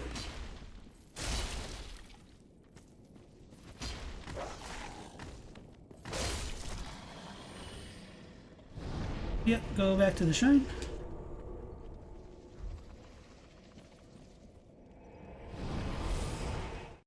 Herm says, if you don't like a game, you don't like it. Simple as that. Yes and no. Sometimes it just takes coming into it at a different time or maybe with a different mindset. It's perfectly fine to set a game aside and come back to it later. Like my first time playing through Bloodborne, I did put the game down just because I crashed against Vicar Amelia, and at that time it was still like very early on, so the loading times were kind of atrocious. But it's all good. I came back to it later, and it's definitely one of my favorite games. Although the patches helping with the loading screens definitely helped with all that. I don't think she'll say anything different, but you know, just want to be safe. Speak thy desire, honorable Lord of Hollows. Well, okay, I've got enough for the Untrue Dark Ring, so let's go ahead and see Till we meet again. if that will affect the May the Firekeeper. Dark Sigil guide thee. Get into a spot where we can look at the effects of it, and then we'll talk to her. And I'll catch up on chat right before I do that.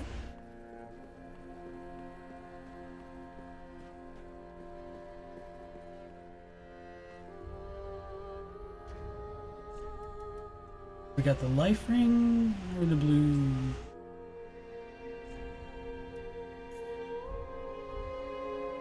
Sweet, okay. So FIG says, you think you nailed it. You started with the Bloodborne, the graphics and speed may have spoiled you, but hey, that just means you need to watch more lore videos because Dark Souls 1's lore is amazing. Yeah, so that's another thing about these games. Compared to many others, you can still get a lot of enjoyment even without like directly playing. So hopefully you enjoy it. I mean, I can't bring myself to go through Dark Souls 2, so I kind of don't know if I like even have the position to even talk about that kind of thing. So yeah. Good luck, and hopefully we'll both enjoy the respective games at some point in our lives. Bridge says, you feel like Dark Souls 1 is like Star Wars. If you got into it when it came out, it would always have a more special place in your heart. Yeah, I think that's true. I know like a lot of like original Dark Souls 1 fans aren't quite as fond of like Dark Souls 3, just because it's a little bit more linear. But as far as like the mechanics go, I think 3 is definitely one of the most polished of the series, which, you know, should only come as a matter of course for them, like kind of innovating and redesigning their formula until they got it in a better spot. But yeah. Victorious FIG says, you're still pushing through it though. Guess where I'm stuck? If you said Capra Demon, you win a prize. Oh, it's fine. Capra Demon is surprisingly difficult for a first run through. Yeah, Capra's the one with the dogs. Yeah, that one can be tough. That one is kind of like the real wake-up call to Dark Souls, I think. The Capra fight sucks. You skip it until you get the dung pies. Use the stairs, yeah. Just throw dung pies over the wall. Flashy says, get the Baldur straight sword and 100% physical shield and the game becomes almost trivial. You really like Dark Souls 1 for what it is, but it's no Dark Souls 3 or Bloodborne. Yeah, and that's the other thing with Dark Souls. Like, if you understand the mechanics and like how the damage formulas work and like the defense formulas work, it becomes a lot more approachable. But on a very first playthrough, it can be a little bit daunting, especially if you don't know how that works. But hopefully you do coming into it like from Dark Souls 3 and like Bloodborne. But yeah, it's perfectly fine to not enjoy a game that other people enjoy. We all have our different tastes, so don't beat yourself up if you don't like it. It's at least you gave it the chance, you know. That's a lot more than a lot of people would. And Bridge, thank you for plugging in the Discord as always. What is that hole in the wall? Which, this one over here? It's, you know, just there for decoration. And a bunch of graves, I guess.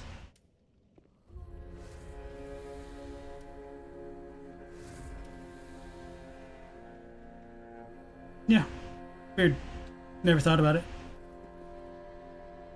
And then Scott says, you don't mind DS1 mostly for the lore and non-linear design, but you played Dark Souls 3 first, so you're biased to say you like that the most. It's understandable. Dark Souls 3 is a really, really good game. But, it definitely had Dark Souls 1 and Dark Souls 2 paving the way for it, as well as Bloodborne, so yeah. Let's see if this ring has an effect. Welcome home, Ashen One. Speak thine heart's desire, Ashen One, may I pose thee a question? A scent of a break. Ashen One, as of break. Farewell, I made. Okay, so it looks like the ring didn't have an effect. Oh, almost forgot about Andre. So it's kind of weird. I don't know what purpose looking less hollow has, if it does have one. If anybody in the chat does know, please feel free to let me know. I'm interested.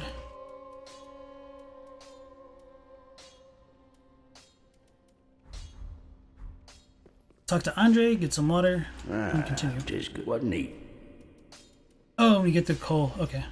Another matter. Infusing weapons with gems requires a Maybe I don't with this angle. coal. My own please. Trying to get that, you know, cinematic lore footage.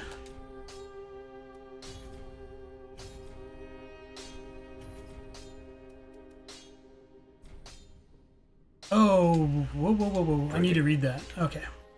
Let me get some water while I read that.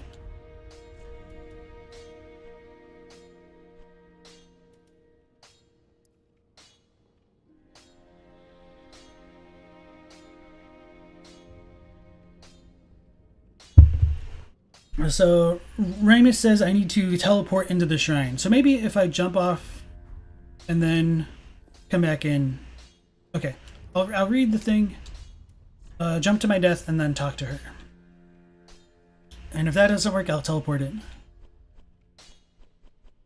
Totally the wrong way.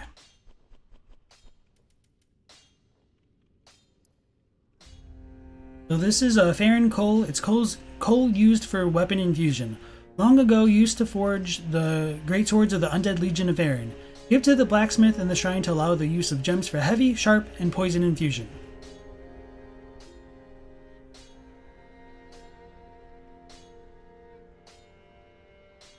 I'm not too sure what to think of that. I don't really know if I can really add too much to that at this point, so yeah.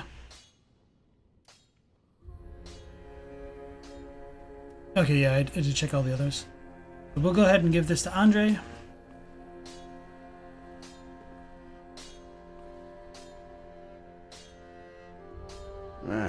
Well met.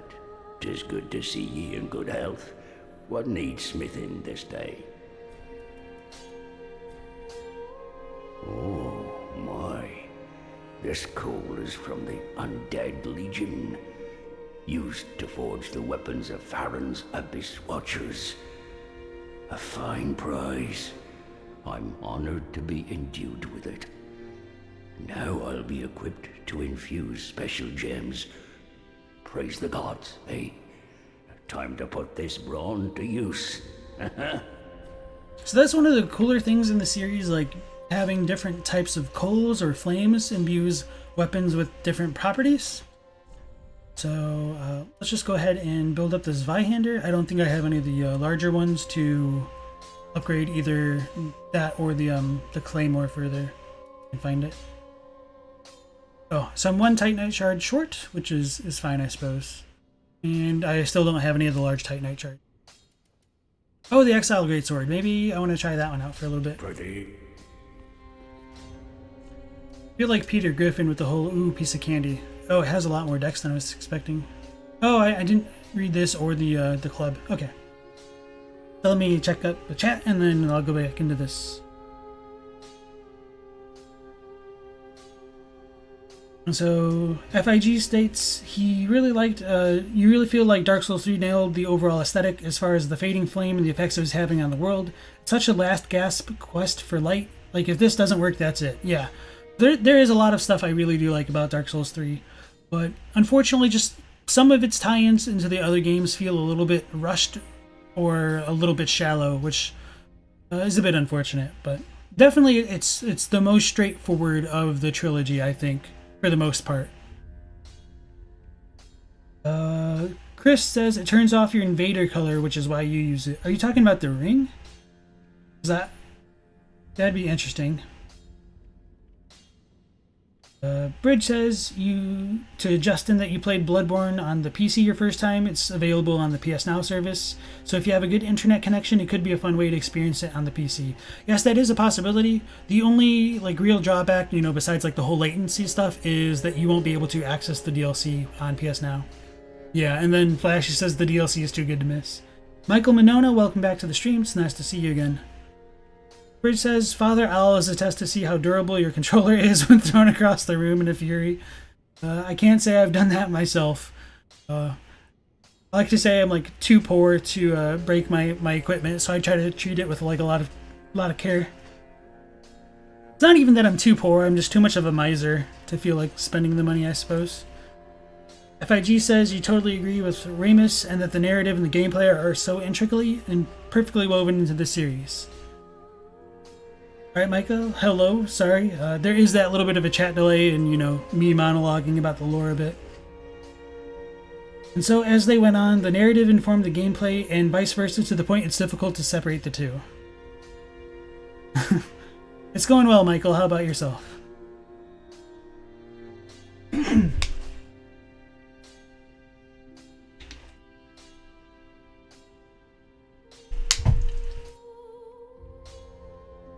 Damn, it's like sleeting outside. Thought we were over the colder weather. Alright. So this is not what I was looking at. This is the Exile Greatsword. It's a blood-stained greatsword wielded by one of the watchdogs of Farron, who preside over the slumber of fallen warriors. The blade is a reminder of the exile's past misdeeds. Inhuman strength is required to wield this heaviest of curved greatswords. So, how much does it weigh? 17? Versus 10. Yeah, that is a hell of a difference.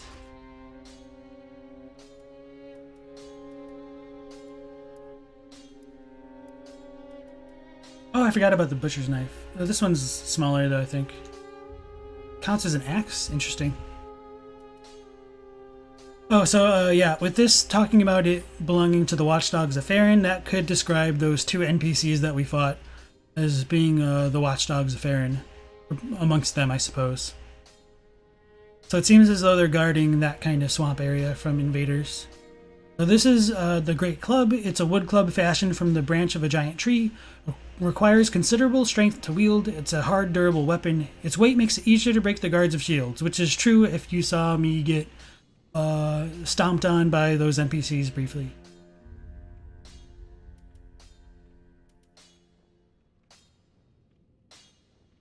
Okay. So let's try jumping off the tower.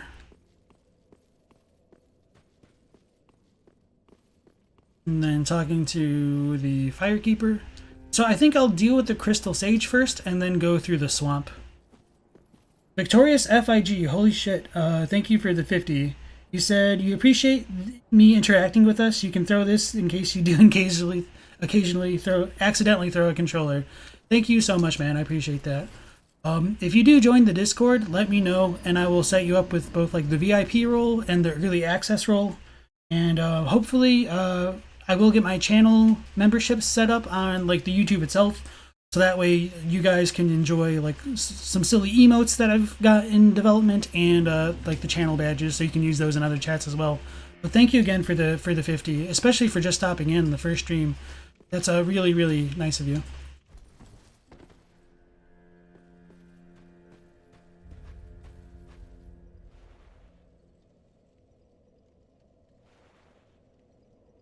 I guess I never pointed this out, but one of the things that I do like about Firelink Shrine is just how many damn like ashes cover the place. So it really, I don't know, it just kind of ties everything together, like the fire, the ash, and the ashen one, and that it does like you can kind of sink into it in some of these places. Yeah. Welcome home, Ashen One.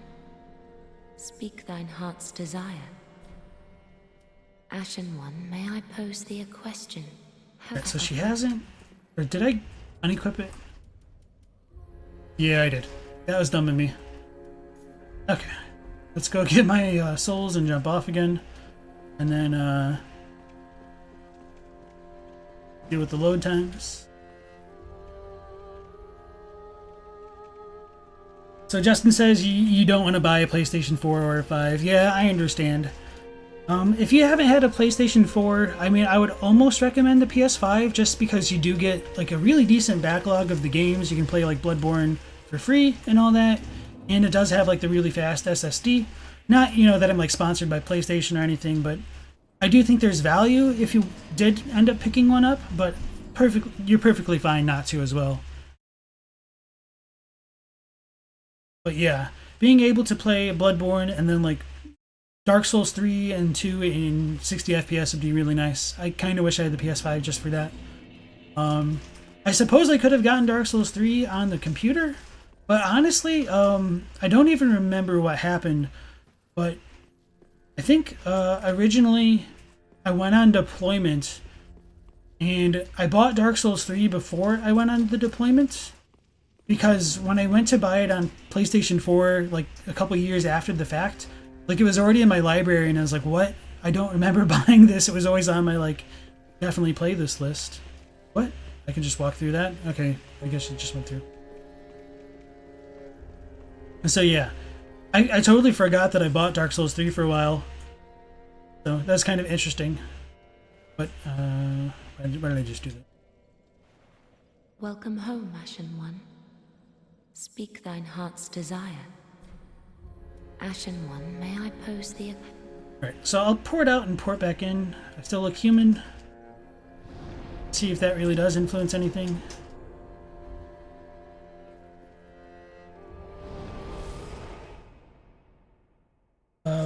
Wagemensch or Vagamensch.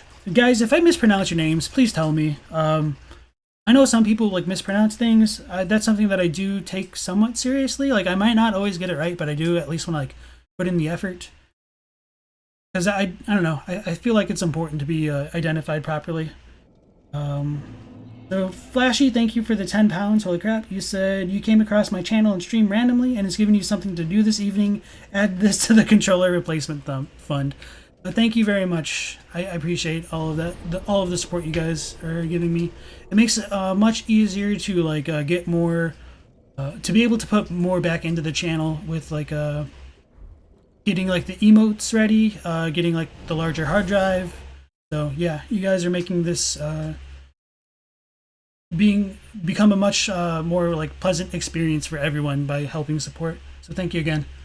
Mercy, welcome to the stream. I don't believe I've seen you before. Abrisan says, deployment, was I in the military? Yes, I was in the Marines for 5 years, and it wasn't for me, so yeah, that's pretty much that. But yeah, I mean, the Marines wasn't a bad time. It just, I learned a lot, but it just kind of wasn't what I wanted to do, unfortunately. Welcome home, Ashen One. Speak thine heart's desire. Ashen One, may I pose thee a question? Right, so it looks like the ring doesn't make her shun us, unfortunately. Kind of weird.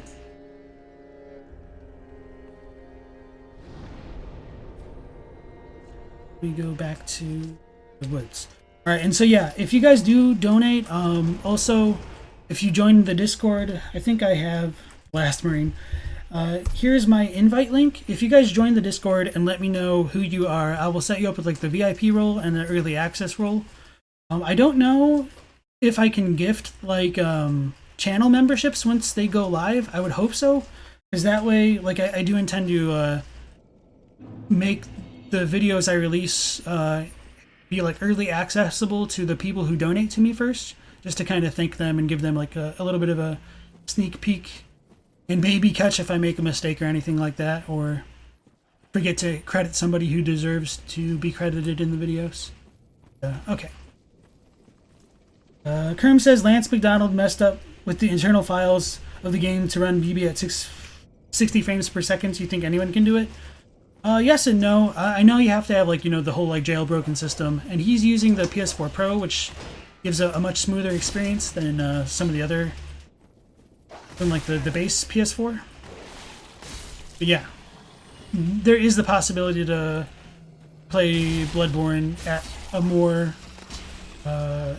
steady frame rate, I suppose.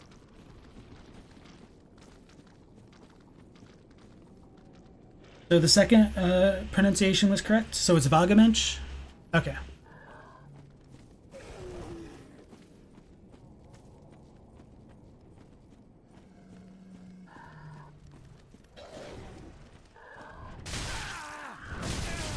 I was looking for the third one. Just missed him. Oh, I also meant to see if I should infuse my Zweihander with the strength infusion.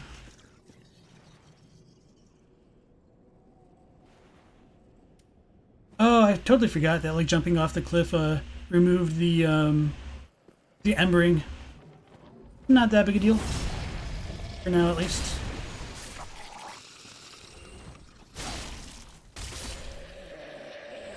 What is it? Oh, okay, I remember what I was trying to do. I feel like going in this way, it just always felt backwards to me. I always like to go in on the other side by the stairs. Trying to remember if I need to run to the right or just YOLO through it.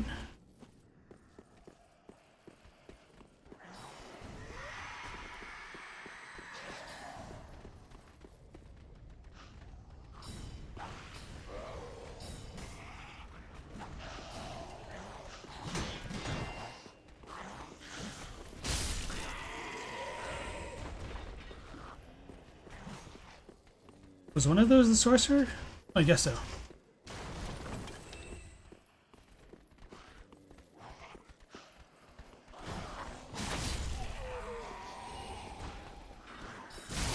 Oh, he fell down.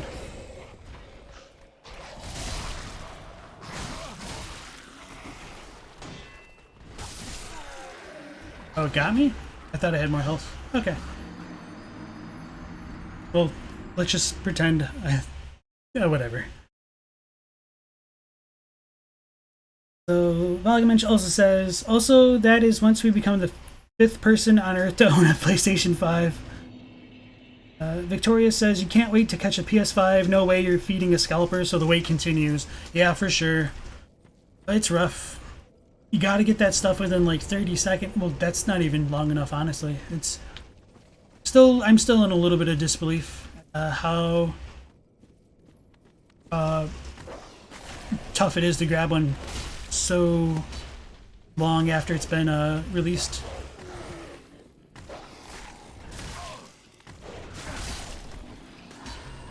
He stabbed me with this tree through a tree.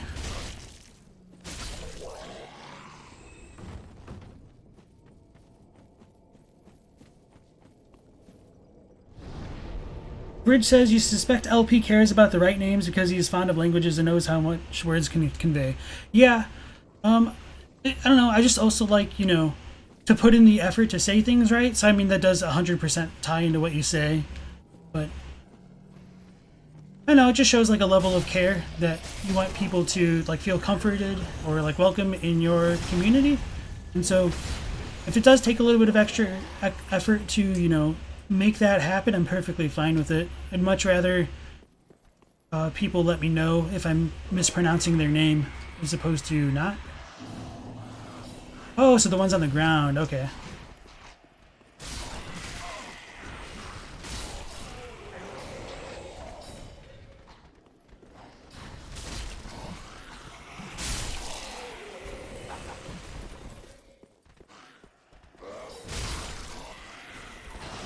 Oh, I thought I killed it. A little bit tankier than I expected.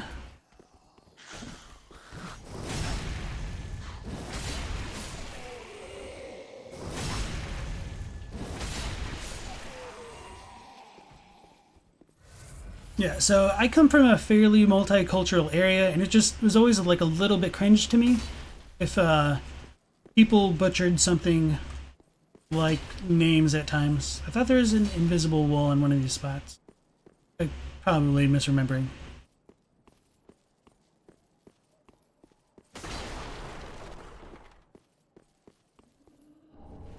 Heretic Staff? Okay, that's perfectly good.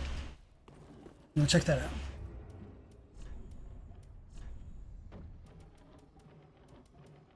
Oh, and I forgot about the Twin Dragon Great Shield. Flashy says, as far as you're concerned, the PS5 and Series X have yet to be released. No one you know has one. Are we even sure they exist? Yeah, I don't think I know anybody with a PS5 who's not like a streamer or someone that I've like seen on Twitch or something like that. So FIG says you're hoping that everyone who planned to scalp ends up with 10,000 in assorted paperweights. Oof. Yeah, I don't know. I mean, I have mixed feelings because like we are in the midst of a pandemic. A lot of people have lost their jobs. I mean, ideally, I'd like people to have a lifestyle that isn't so damn predatory, of course. But sometimes you got to do what you got to do to make ends meet. But yeah, it sucks. So. Gabriel says you love that kind of lore interpretation. You're a linguist and analyzing text is basically your job. That's awesome. It's always fun to have like linguists in the cuts and in the chat and contributing, even if it doesn't like directly apply. I don't know. It's kind of there's kind of like a weird kindred spirit about people who like looking at languages. So yeah, I'm glad to have you here. So Vagamensch says, when streamers go, whatever your fucking name is, you don't feel as comfy as one would at least try to get it right. Yeah, I mean, I don't know. Sometimes people just get kind of caught up in the moment. It's a bit easier to come up with nicknames because, I don't know, sometimes people might not want to seem foolish, so they tend to rely on, like, nicknames because they don't want to, like, keep messing something up. Yeah, I don't know. Nothing bad against, like, other people. It's just not the way that I like to operate, I suppose. So Victoria says, not correcting someone for saying your name wrong is the same as letting them walk around with a booger hanging out. You're just letting them look silly. Better to point out the booger. Kinda. So yeah, like, let me know if I have boogers in my nose.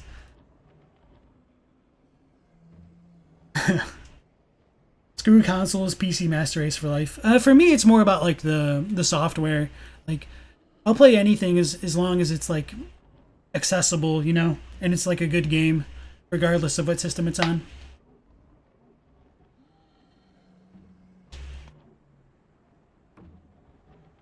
And Victoria says, true enough, man, you gotta do what you gotta do. You shouldn't knock the hustle even if you plan to participate. Yeah.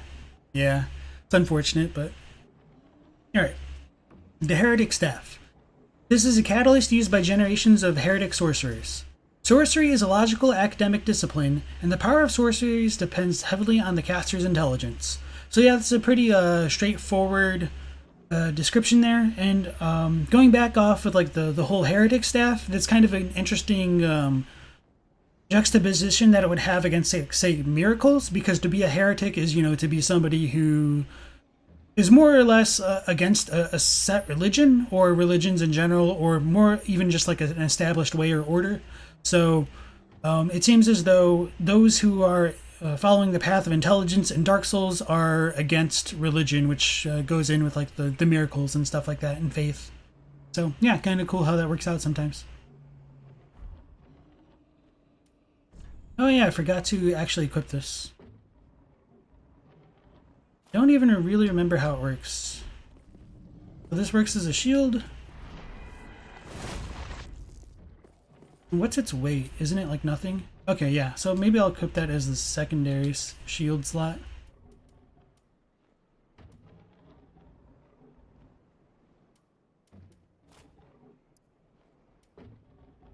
Oh, so this one has parry. I could have been parrying this entire time. Okay. No, I bought this one after the dancer, that's right. And the twin dragon great shield. So this is the lightest of all great shields, made from wood and decorated with a two-headed dragon. Great shields are the largest type of shield and offer both high stability and damage absorption, making it easy to deflect enemy attacks. And it weighs a lot, not too much more, but for being a great shield, it doesn't have like the full physical protection, which kind of just shows that like the wood isn't so good at that, but it does have more magic and fire resistances overall. But how much of that is due to being a great shield versus a wooden shield? A little hard to say. It's something we should probably keep a better look out for as we continue. So Soliloquy says the only currently supported console you own is the Nintendo Switch Lite for mobile gaming because phone games are cancer. I do really like the Switch as a console. I think it's probably, like, as far as like the literal hardware is concerned, one of the best consoles ever made. Just because you can bring like the Switch onto like airplanes and just set it up right and then play it with the Joy-Cons. Not every game is like good for that, of course, but I really like it. I also liked the Vita for a while, but it just really didn't get as much support as it could have, or maybe even should have, unfortunately. So I totally missed Orbeck my first few times coming through here, because I just kind of missed that little drop off or hallway entrance, whatever you want to call it.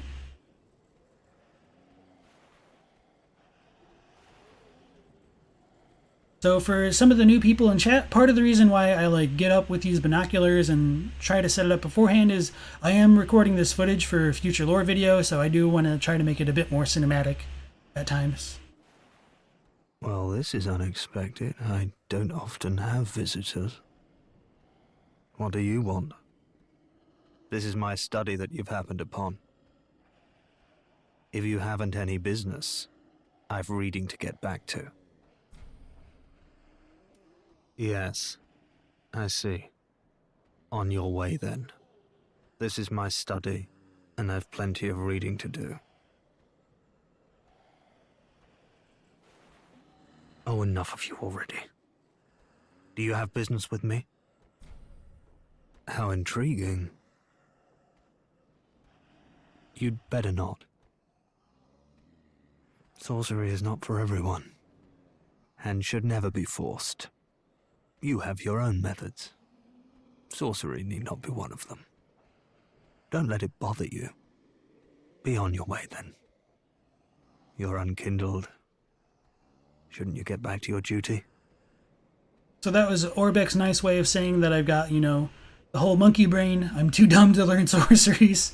So that's why he's telling me I have my own methods. So yeah. That's Orbeck for now. I will need to get my intelligence stat up if I want to continue on with this quest line.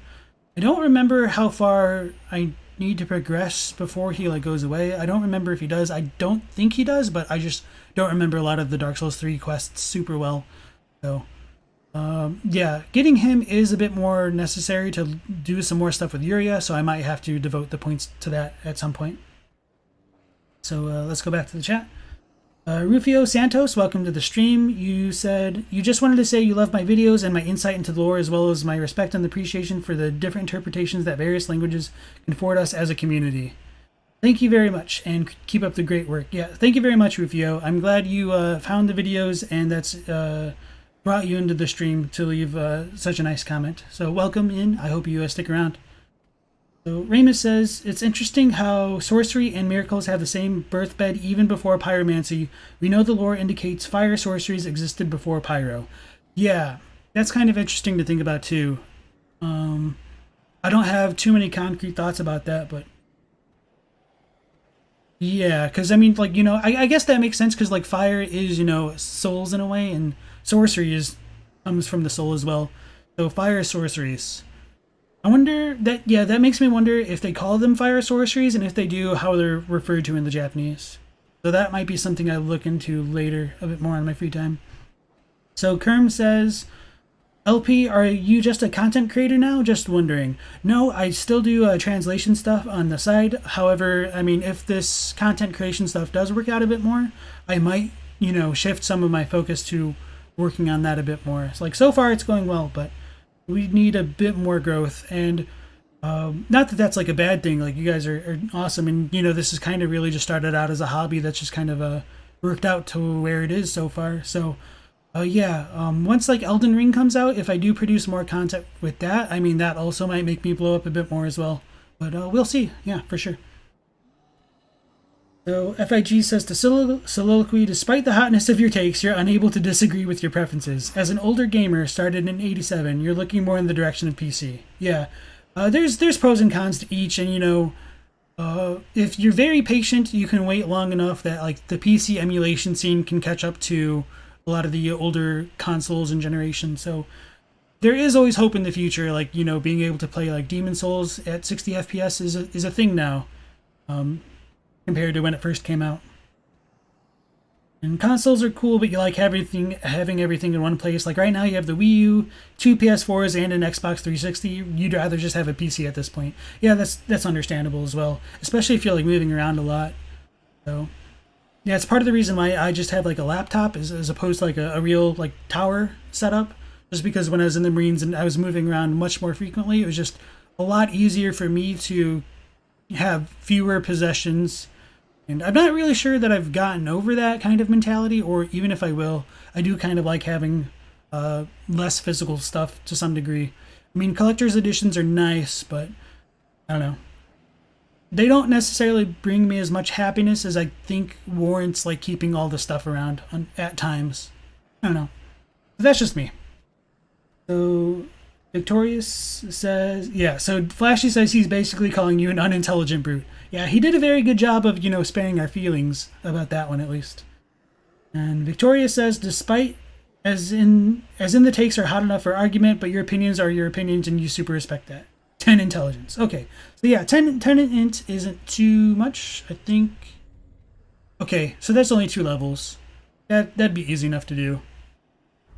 Especially if I start summoning people for bosses. Not really worried about like being over leveled at this point. I just wanted to kill the dancer early because somebody brought it up and it was something I haven't done yet. Go back to monk. Soliloquy just hates having to pay for online even when you barely use it, just like the option. Also, you don't like Sony and Microsoft as companies, and yeah, you're using Windows 10, but they're a monopoly on PC gaming. Yeah, those are all kind of fair points as well. Didn't mean to do that. Oh. I thought you'd already given up. Well, nothing has changed. You're not inclined for sorcery. It is either a natural fit, or no fit at all. Be on your way then. You're unkindled. Shouldn't you get back to your duty? So that's some kind of cool lines right there. He juxtaposes himself as not an unkindled, and so because we're unkindled, we do have a duty that we need to follow through. It's very clear there. So he might be more of a man, or maybe more undead. I'm not entirely sure where those distinctions lie in this game at times. It'll be something I'll try to pay more attention to as we continue. And then also the idea that you're either naturally suited to sorceries or you're not doesn't exactly work out just because we can level up our intelligence. So maybe that's something a bit more intrinsic to, I don't know, the protagonist, or being able to use firekeepers. I don't know. It's very interesting to think about, I guess. Not entirely sure how relevant it is, but that's the kind of thing that just will kind of bother me for a while, to be honest. So, Kerm the Derm says you have a 2070 Super and you run GameCube emulations. Yeah, there's nothing wrong with that. You gotta get the 3090 and like the whole 4K display just so you can run Stardew Valley. It's certainly a trope for a reason. So we get some blue bug pellets. We haven't looked at those in a while. Trying to think of how I want to proceed through here. I'll just go back to where we were. Not that it really matters. Just to get like some continuity of where we were versus where we're going. As I know some people's like senses of directions get a bit turned around. So here we were earlier. That's where we fought the dude that I killed. If we go over here, we can see a little crystal lizard. I don't think there's anything that ambushes us here. Although, I might need to put my foot in my mouth. And that's me missing. We got a crystal gem, which is cool. Look at that in a second. That's the ambush. Okay. And there'll be a dude with a bow up there in a moment. I'm not worried about him right now. And so this is where Orbic was, and there's a bunch of like sorcerers in this room. Not sorcerers, but like hollows or whatever you want to call them. Oh, there are multiple sorcerers.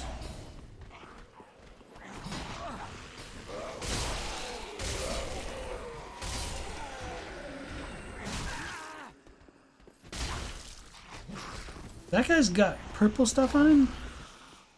So maybe he does poison damage? Oh, he uses Estus. That's cool. The binoculars right now are not cool, though.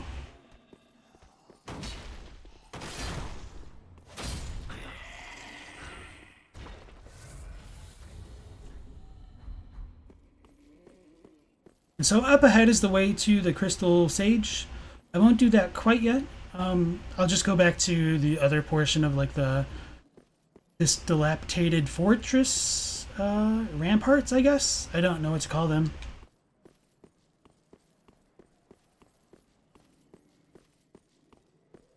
So this is where we just got ambushed, and so there's going to be another guy with like a crossbow up there.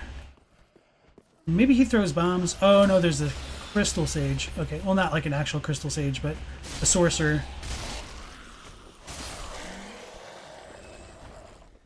Yeah, so this place can be annoying if you get like stuck by this guy along the way. They definitely killed me a couple times my first playthrough. Okay, I have to drop out that way. Maybe?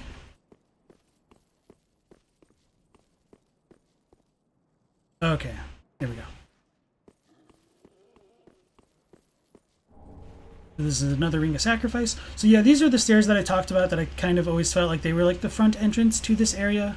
So the bonfire is like right over there, and then like the big old crabs are over there.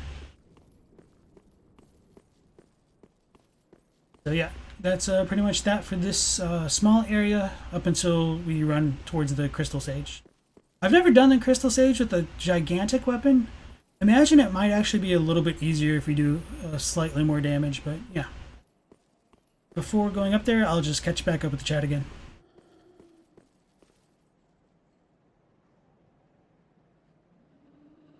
Ooh, you guys have been going at it. Okay.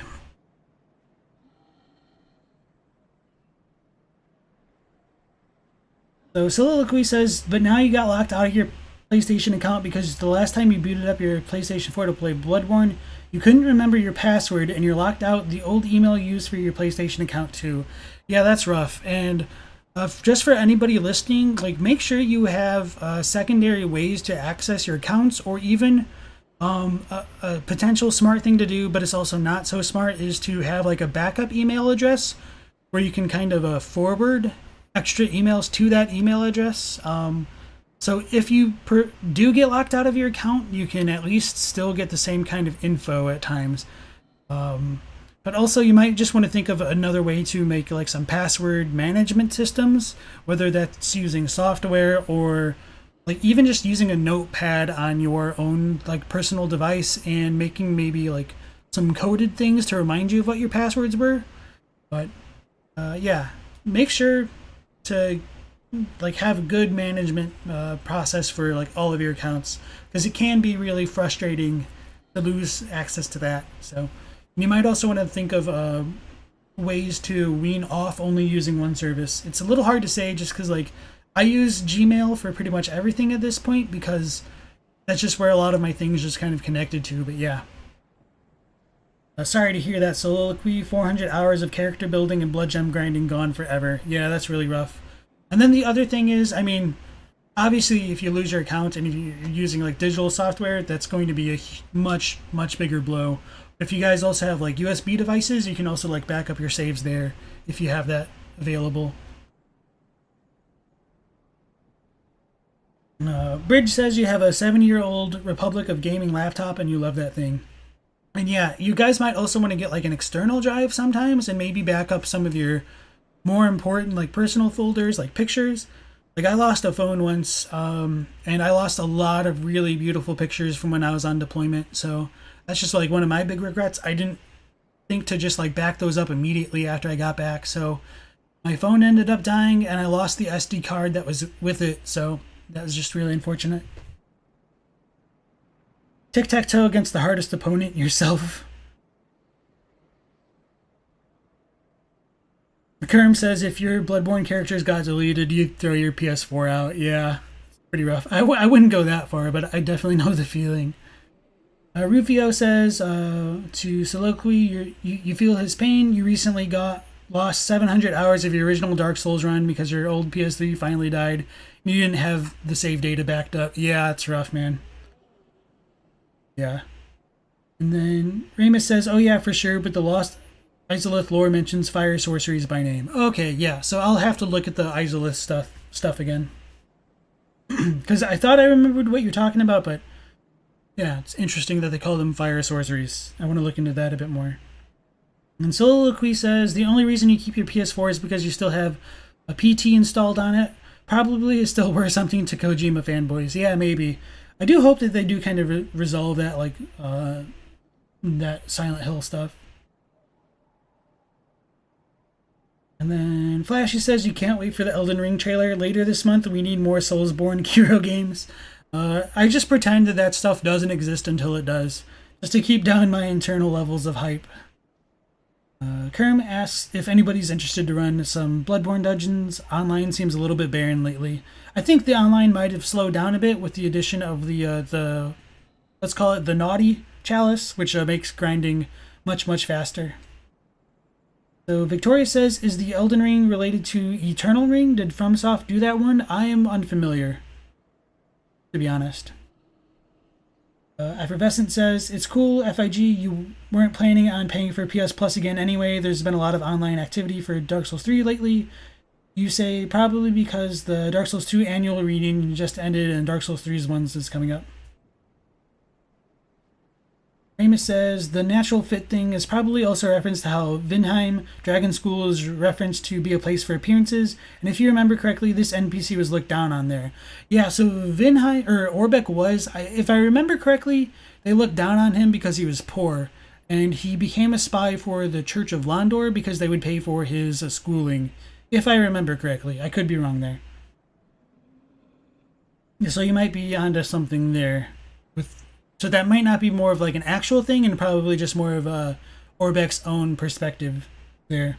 So that's a good point, because when we do talk to a lot of characters, it's kind of easy to assume, like, you know, they're telling the truth or as much of it as they know, but a lot of these characters are unreliable in these games. So thank you for bringing that up. Gabriel says, you think that we're playing Bloodborne and Dark Souls 3 with the Portuguese translation to see if the text has some differences from the English and Japanese. You're going to post any updates on the Discord. Okay. Gabriel, are you on the Discord as well already? I know somebody was already talking about looking between the Portuguese or Brazilian Portuguese and the English. I don't remember if that was you or not. So sometimes it's a little bit hard to remember who's who between like the Discord and like YouTube. So if you guys make a note of that, or like maybe add like a little portion of your nickname, that'll help me remember who everybody is sometimes. But you don't have to do that. That's just something I'd prefer. Chris Dowdy, welcome. I don't remember if I welcomed you yet or if you were here earlier. You said, it's definitely playing with the same, we describe it like a physical ring, but it's a we describe it like a physical ring, but it's a metaphysical thing trick. Wow, I can't speak. Victoria says, feel free to ignore you whenever you like. Been around enough to know that you talk too much. No, I appreciate it. It's just a little difficult to keep up with, like, you know, the gameplay elements, the lore elements, and the chat. I think that's a very good problem to have, all things considered, though. So, Flashy says you didn't know the Elder Ring was a thing? Eternal Ring was a thing. Interesting. And Sundry Saturn, welcome back to the stream. It's always nice to have you as well. And then Soliloquy says, the main reason you lost access to your old Hotmail account was because Microsoft doesn't like American expats moving across the ponds, and not all phone numbers transfer across. Yeah, that's rough. Especially if you guys like do move to try to... Oh, I should have...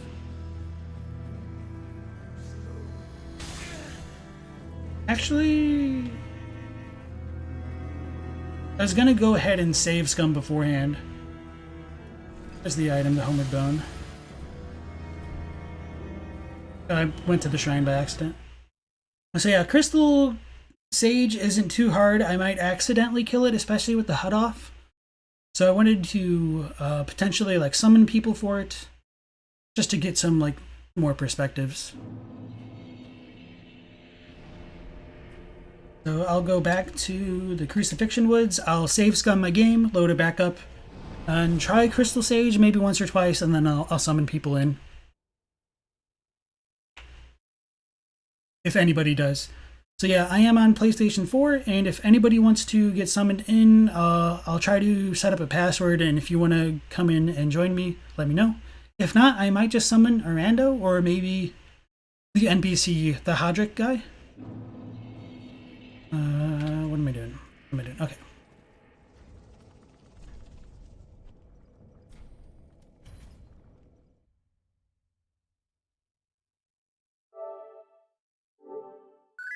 Nope.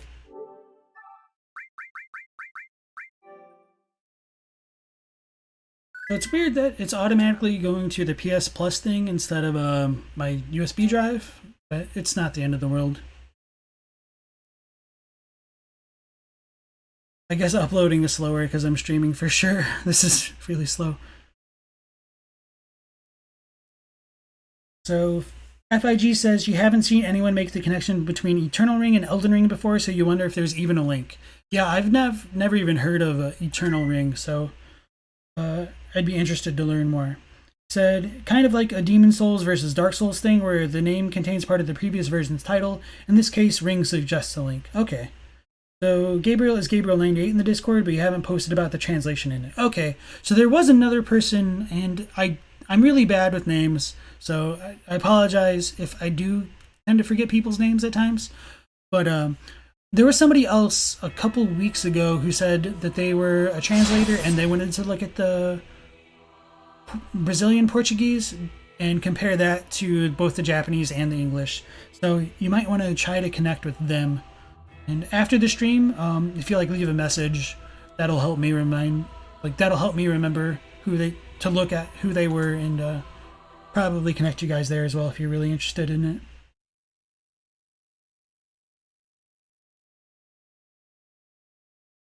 And so yeah, here is that Discord link for any of you who are not on it.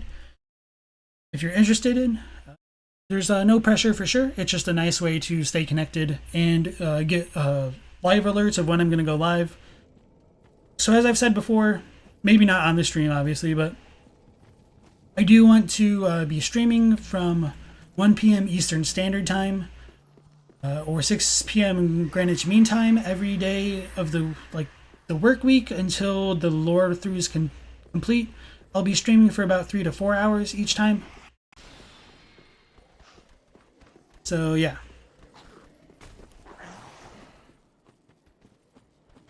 The real Dark Souls strat. Oh, so that's where the dude was. Of just running past everything until you get there.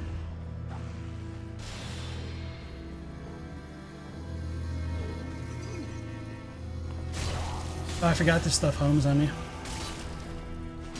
Yeah, I was so confused when I ran into this room because it almost sounded like the bass to Crazy Train was playing at first. I was like, what the hell? So the real Crystal Sage will be purple, and the clones will be blue. They'll spawn in randomly.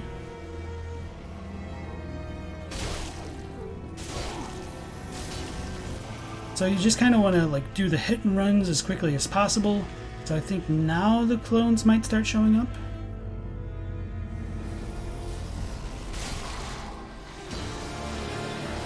So that one's a blue clone. One's a purple jerk, and I wasn't trying to jump, but okay.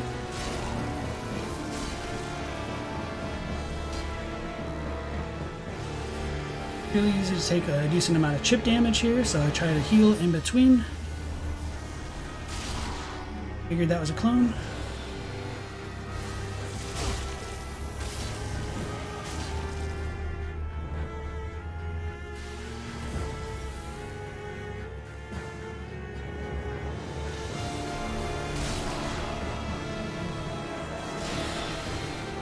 Where is it?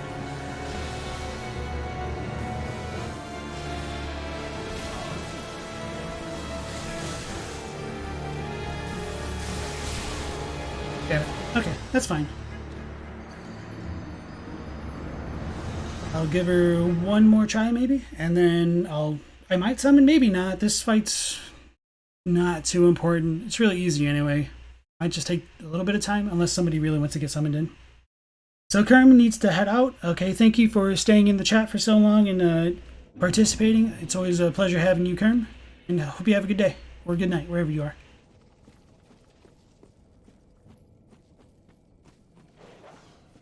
And so FIG says you're going to look into it. You're unfamiliar with Discord, so you'll get into it a few minutes after work. That's awesome. Yeah, so Discord's a really nice program for like building communities. It's essentially just like having a mobile chat and like a forum combined would be maybe like the easiest way to describe it. So you can like post links to videos, use GIFs or GIFs, depending on how correct you want to be on that pronunciation, and use emotes and stuff there as well. And there are alerts that can be disabled. It just takes a little bit of learning to get into it, but yeah, it's definitely a very valuable resource or tool.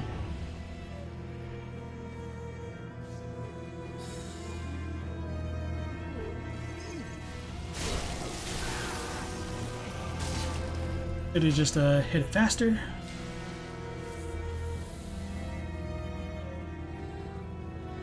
Rufio says you also do French, Spanish, or German playthrough to see if that yields any interesting lore. If you ever want some of that, you just join the Discord as Susano. So yeah, from what I've seen Frog Nation say about like the translation process of the games, all of the European games or translations are based off the English first. I was wondering if that was going to kill me. That's kind of funny. So yeah, from Frog Nation's mouth, like the localizers, they said that at least for Bloodborne, they took Miyazaki's Japanese draft materials and then they produced the English script based off of that, which is what like the voice actors recorded off of.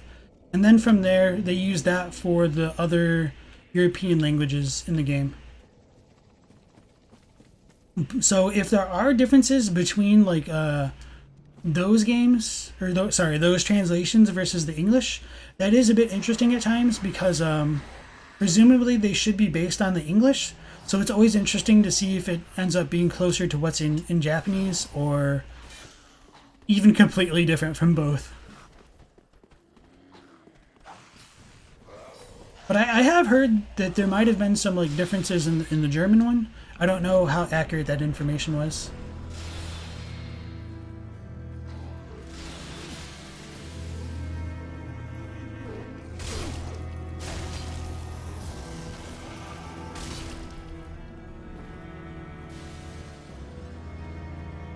Throwing knives work great against the clones too. Oh, that's an interesting point I didn't think about, yeah.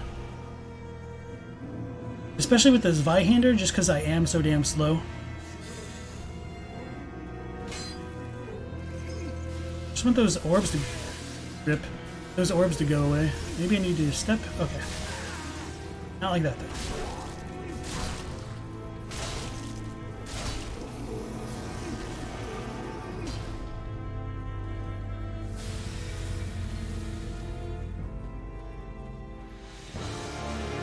So I'm going to assume there's more clones because the music changed. That's the real one.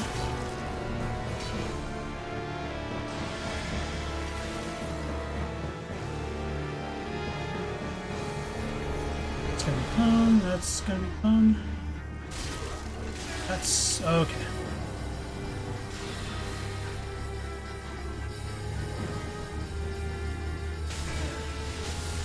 Oh, that was dumb to me. Okay.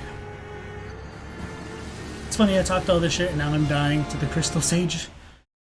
Which is probably like one of the easiest bosses in the game. Alright, so... Flashy says throwing knives work against the clones. Okay, I read that one. And so... Victoria says, unless they add drunk redneck to the approved languages, you won't be any use. You're fluent in 6 variations. I appreciate it. Regardless...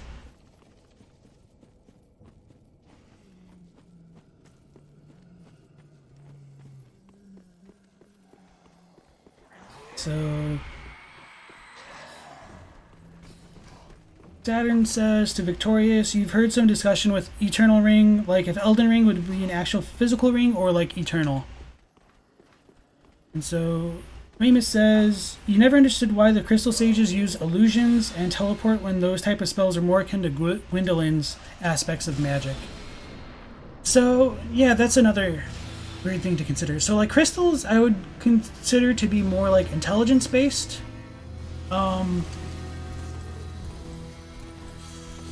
Annoying.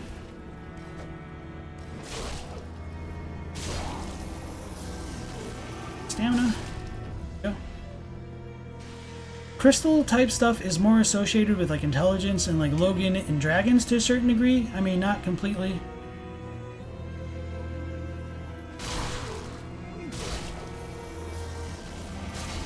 It might be easier for me to switch to the Claymore just because it deals a little bit more damage right now.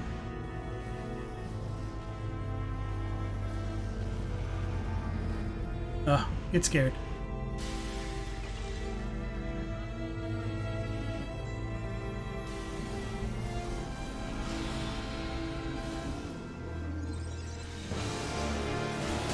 That's a clone.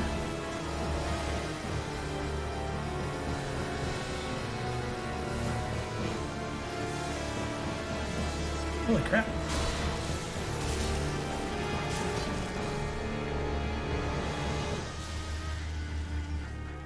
But Gwendolyn was also able to use sorceries with faith, so there is a kind of like precedent for that at times.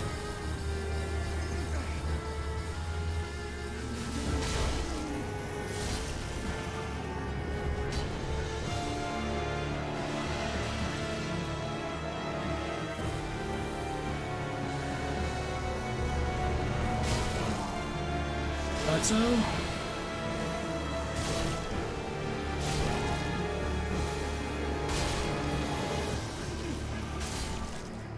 Rip.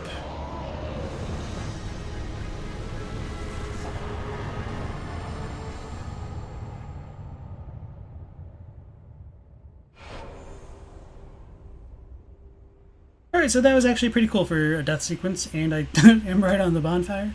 So yeah, that's Crystal Sages. Definitely not too difficult if you, like, you can just YOLO it. Like, some people have a bit of problems with the boss because they want to play a little bit more passively, which is understandable if you don't know the mechanics, but for me, I just kind of YOLO it, and if I die once or twice, it's really not that big a deal.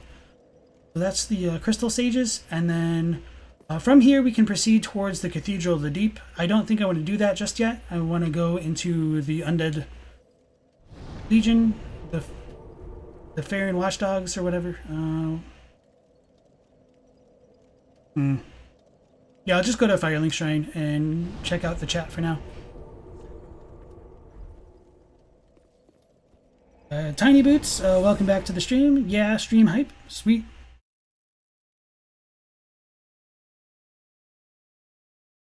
So Bridge says, what a big hat you have, Sage. Yeah, definitely large hats. Seems to be a theme that the bigger the hat, the bigger the spells, at least if Logan... Oh, maybe she is kind of turned away.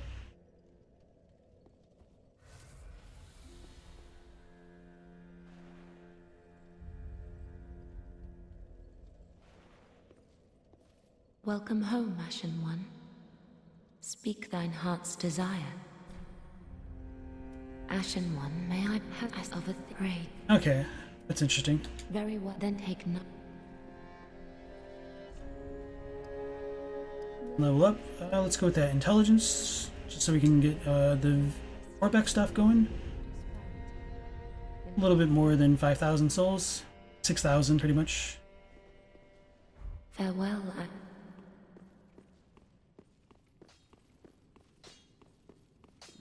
Tis what?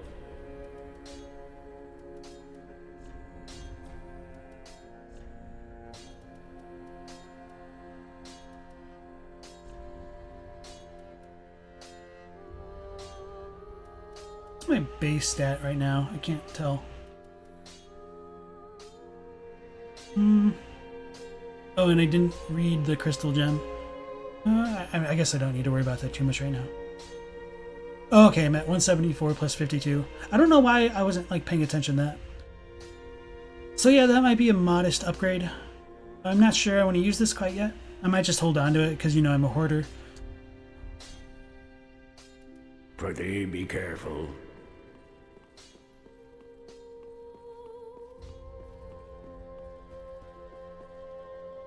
We'll go back to the Crucifixion Wood and then run into the Abyss Walker's place. So Rufio says, you see, so basically the European ones could or should mostly come down to the localization thing, only making changes for culture context. Yeah, that's pretty cool. So yeah, ideally the European languages would be the closest to the English, and so they kind of should be similar, but there might be more like the localization flares like you mentioned.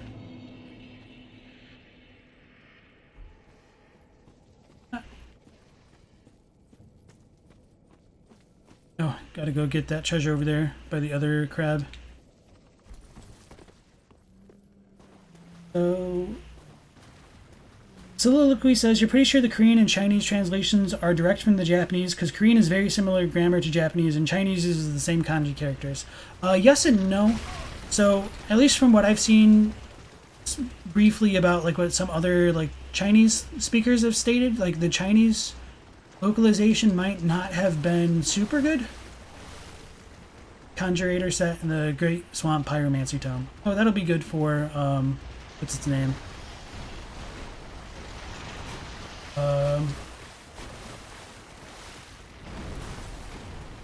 Cornix. We got invaded again, of course, and I think I have my binoculars out. Let me get away from all this bullcrap.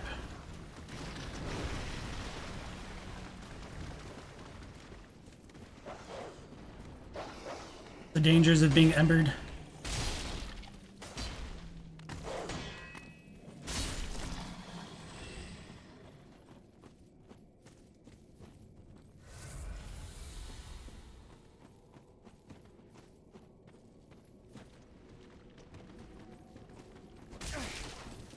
He doesn't want to. I wasn't trying to kick.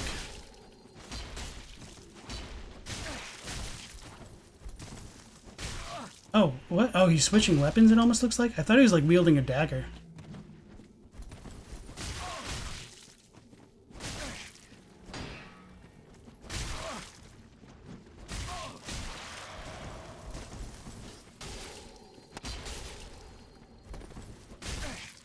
What is the range on that? Holy crap.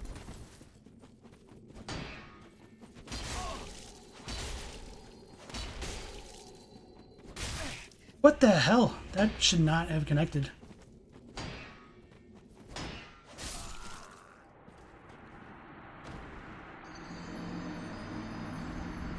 That was different, or whatever.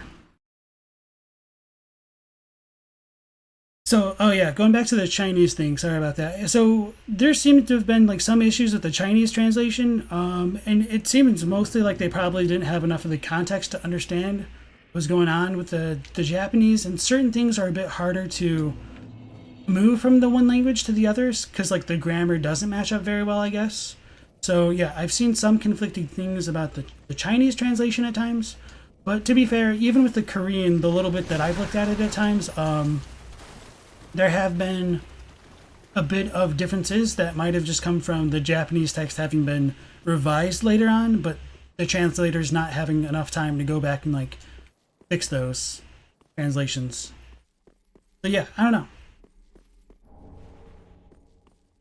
But to be fair, there is probably a bit more like of the cultural context that's more related to the Chinese being a bit similar to Japanese, and that like a lot of myths and things are originally like from China that Japan took inspiration from. So yeah, a little bit there's probably like a little bit of like give and take between all that stuff.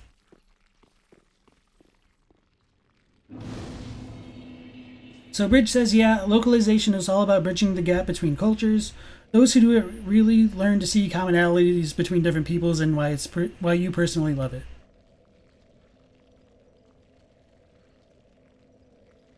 Back up. OP approaches the sage disappears, and Ope can be heard echoing in its wake. Eric Gondo, welcome back to the stream. I am doing well. It's nice to see you again. Glad you're able to stop in. Rufio says, same to be honest, most games you play, you tend to replay in another language to maybe see a different aspect of the characters or the world building you hadn't noticed before. And yeah, that's another cool thing, especially like when you take into account like voice actors and like how each actor can bring in like a different tone to a character at times. So Farron Keep, so this place a lot of people tend to hate because, you know, it's another swamp in a FromSoft game.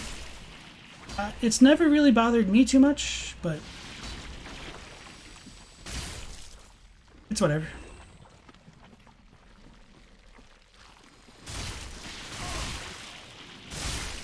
I found Blighttown to be much more annoying in this place. Got a ragged mask. And then I'll catch up with chat and read that, as well as like the Conjurator set, as well as the Pyromancy tome that I forgot about. So big hat equals big brain. Merkington, welcome back to the stream.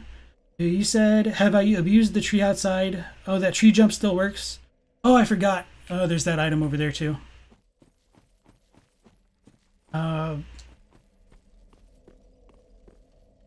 Yeah. Thank you for bringing that up. I know that's not what you're talking about, but it reminded me of it.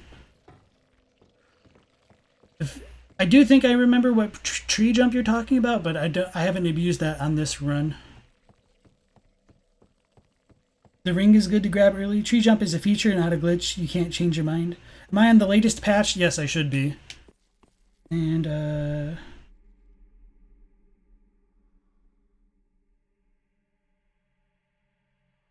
ah, shit. Here we go again. Summon Hodrick so he can one-shot my invader. What was that range? Okay, yeah, you guys. Yeah, that didn't even seem like lag range, though. Like, it was just super long. And before, that's what she said.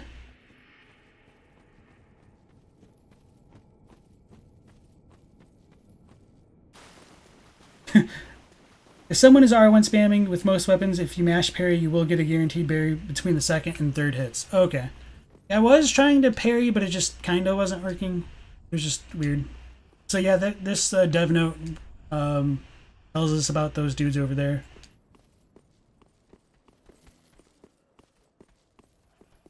Is that the way up there? I don't remember.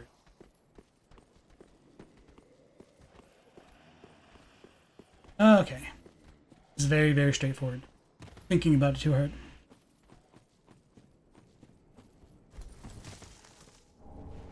The Golden Falcon Shield. Okay, so that's sweet. So check all this stuff out.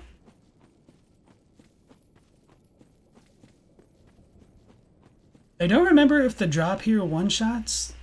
I don't think it does. So let's make some content. Oh yeah, that's gonna kill me.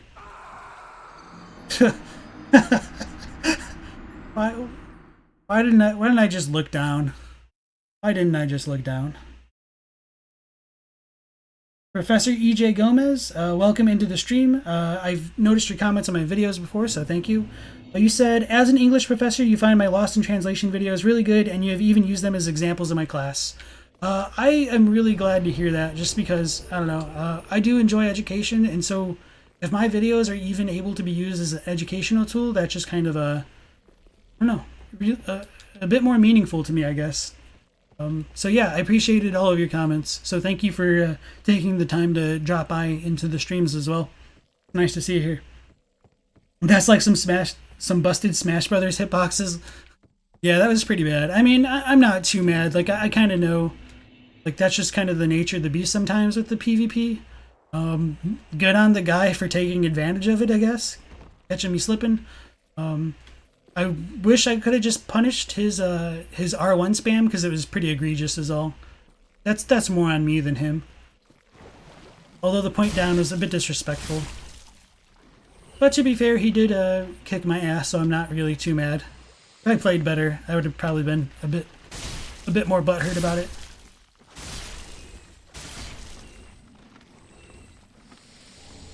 Ooh, heavy gem. Oh, that's pretty nice. I didn't know that they dropped those. I will try to catch up on chat for real this time, and then actually read all the random items we just picked up.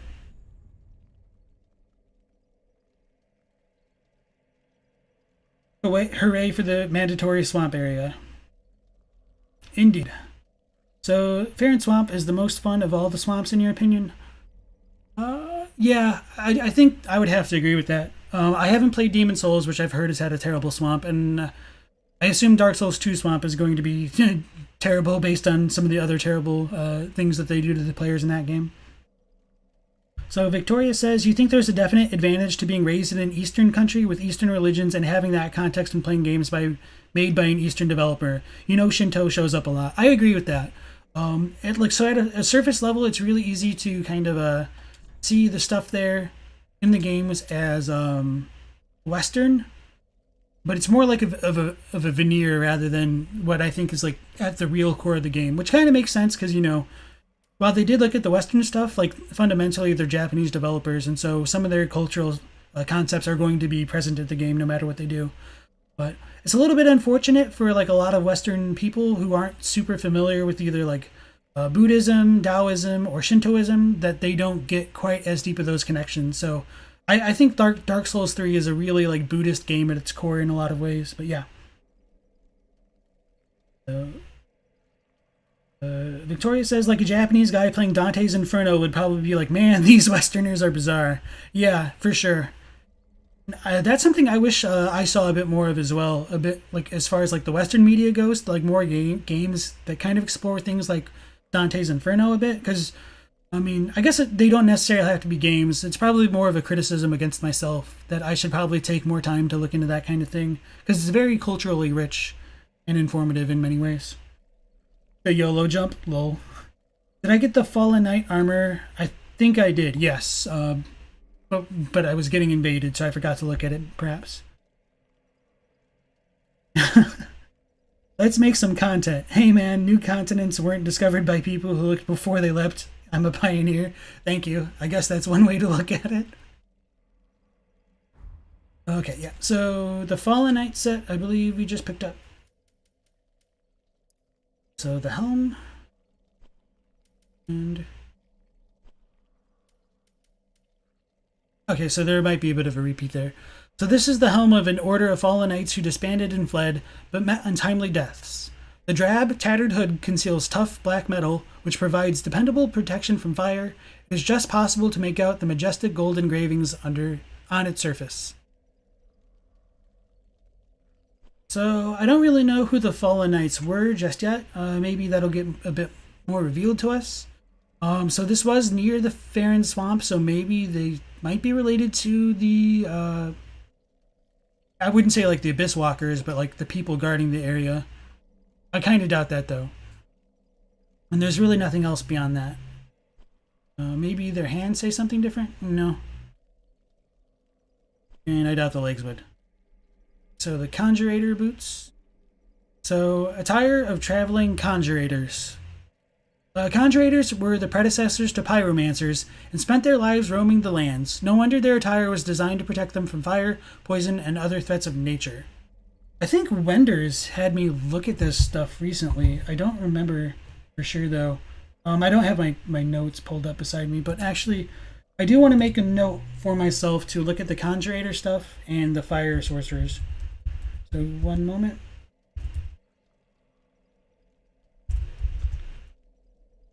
Conjurator set and fire sorceries. Okay. And I don't think there's too much else. Yeah, that's pretty much the same. Okay. And then we got the cool shield and the ragged mask. So this rag that covers the wearer's mouth, it's likely a makeshift item that helped reduce the intake of various poisonous and noxious fumes. So yeah, it does have a pretty high amount of curse resist. I guess it's not too crazy. And not a lot of poison resist, or I guess the Brigand Hood is just that much better. Interesting, yeah, so I guess the Brigand Hood is really good against poison.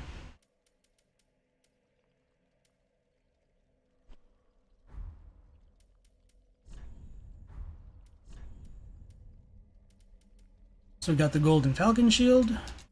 This is a metal shield fashioned in the form of a falcon with wings outstretched. The Golden Falcon was the emblem of an ancient band of sellswords, and even to this day, many mercenaries remain who look upon it as a token of good fortune. So this is probably related to like the Fallen Knight set, because it does have all that gold stuff on it, but who knows for sure? Or maybe it's just like the sellsword set. I don't know.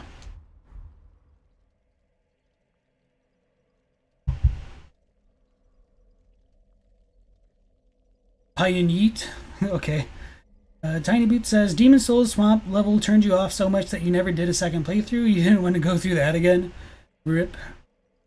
Victoria says, you got huge Buddhist vibes playing the Souls games. The idea of dependent arising, karmic links, and accepting our dependence on others to make our lives easier, rather than fighting harder to maintain a sense of definite self. You were there because you were there. You lived because you're zigged and zagged correctly, and it's more about trying again with accumulated knowledge than just completion. Yeah, I agree with that quite a bit. And so maybe going into the future, I might talk about that kind of theme a bit more. Now that I'm in the swamp, I might want to actually not get hit by slugs, but equip the mosses.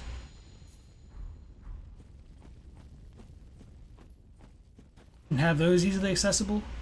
So yeah, what else do I want to say? So as we do come into the Farron swamp, we will find like a bunch of graves everywhere. This area is probably related to Ulasil, if I remember correctly, just because of the fact that we'll find Elizabeth over that way later on. I probably want to go that way right now, but I see the shiny and I'm just too greedy not to get it. I don't remember if standing on this poison, or if this swamp water automatically inflicts poison. It probably does. So yeah, I'm gonna go this way.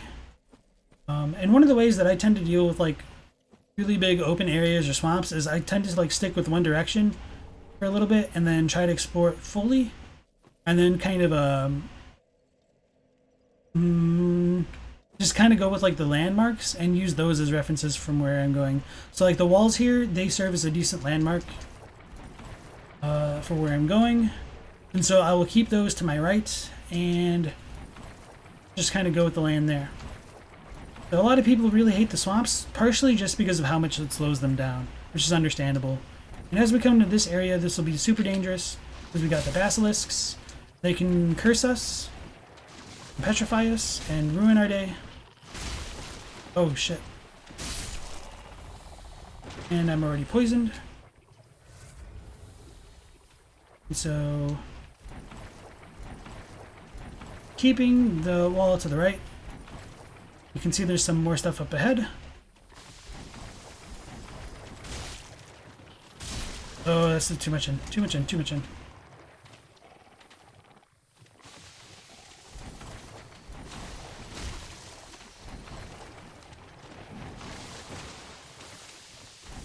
Oh, that's bad. That's double bad. Okay, yeah. I just got cursed. So this Zweihander is probably a little rough to deal with the jumping basilisks right now. That's okay. We'll figure it out as we go along. Brisson says the Golden Falcon shield could also be a Berserk reference. Yes, that's a very good point, because in Berserk they are part of the Band of the Hawk, and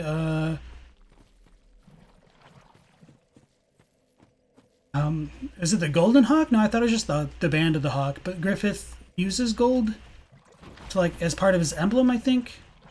So yeah, it could be partly like a Berserk reference, if I remember correctly. So that's an interesting point to bring up. And so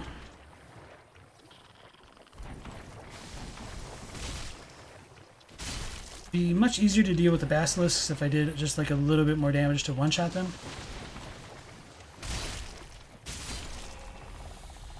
That's a bit more of excuses than the truth. The real hard part is going to be trying to manage like the poison, I think, knowing how much health I have left.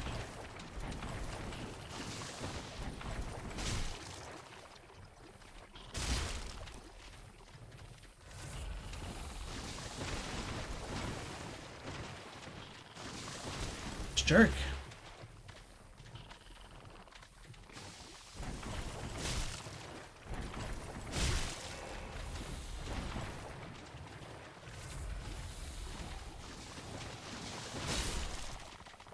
Alright, so maybe I just need to do the jumping attack. Ugh. No more curses.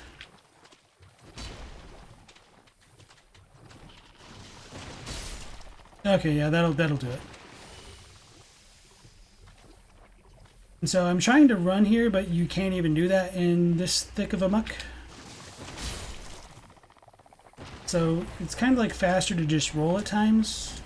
Kind of annoying. Oh, and I definitely want to get the souls. Okay, so the poison isn't as bad as I was thinking. For now. But I'll probably die to it after having just pointed that out. So yeah, there are like a bunch of like crucified brew possibly. They're just chilling about. And so they could be contaminating like all of the water here, which is why the swamp is poisonous. A little bit hard to say for sure. And then as we come up to this area, I think there's going to be like a Grew up here, and he'll attack as we come to like one of like the signal fires, the beacons over here. So I will come back down to this area after I light the bonfire, or not bonfire, but the signal fire. Yeah. So Victoria says you have some experience with Buddhism. Perhaps you can contribute somewhat to the community with it. Yeah, if you have any special insights, definitely feel free to share those with the chat. Even if no one else is interested, I certainly am, but I have a good feeling that others are going to be as well. So Eric says the Fallen Knight head has similarities with Wilhelm's head, but you don't know if there's any connection. And Gabriel says, or did I say Gabriel before? That was Eric who said that. So Gabriel says the Fallen Knight set reminds you of the Drakeblood set, the black metal with gold engravings. You fail to see any lore connections though. The helmet in both are pretty similar. Tiny Boot says you hate all swamp levels because there's no verticality to them. It's all flat and linear and boring. Reminds you of the old school games. I don't know. I mean, sometimes it's smart to have kind of bad areas because they make the good areas look better. I know that's a stupid thing to say and kind of shitty, but in a certain sense, it's true. Like once you have like these swamps, it's like the basis of like, oh man, this is a really rough area that I don't want to have to deal with. It makes it easier to appreciate the areas that you do like more a little bit. We get some more Homeward Bones. And so this is the signal fire. Okay.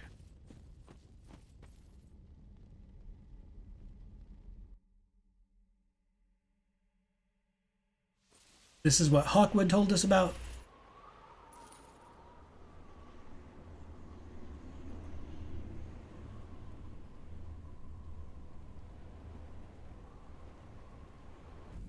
And so now we do have that big old blazing fire going over there. Now it's out. So we can also use that as a reference point to kind of find the other towers as we venture on later. And there are 3 of them to open the door, is what this cutscene reveals.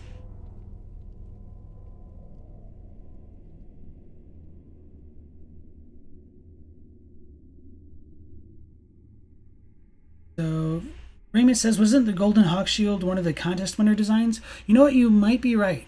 That's a good point to bring up. I think you might actually be right about that, but I don't remember for sure. So this is kind of an interesting design on it. Perhaps this is supposed to signify Guinevere, Gwendolyn, and somebody else. What's the other one that I'm forgetting? I can't remember. I mean, obviously it could be Nameless King, but a lot of his depictions were struck down, so I'm reticent to say that it's the Nameless King. So it could be Gwyn, a potential wife, and maybe Gwendolyn and Guinevere. But the figure on the left, the far left, doesn't look female or feminine enough, whereas like the Gwendolyn one kind of works because of the crown and just like how slight the overall stature of it is. That's kind of an interesting thing. And there's kind of like the whole like basin motif, like it's repeated over here. So normally it'd be easy to kind of go this way, but as I said before, like the way that I like to approach the swamps is to do it a bit systematically to keep my landmarks in line. So rather than like proceeding normally, I am going to go back a little bit. So I've got that wall on my right again. And so now I've got a better like perspective that, okay, so this thing is a little bit to the right of the original entrance. You can see that the fire on it has gone out. You can see there's a fire blazing over there, so that'll tell us there's another tower in the distance. And I think you can see, I think that's just a regular fire over there. Probably towards the actual cemetery, or not the cemetery, but the door. So yeah. I know that stuff's not quite as lore related, but I know I have maybe a little bit of a better sense of direction than many other people, so maybe kind of going into this stuff might help other people in the future, I guess. Not that I think like it's super helpful or anything, it's just, I don't know, maybe food for thought. This is interesting. Oh, so it's just a hand sticking out. I was wondering what it was.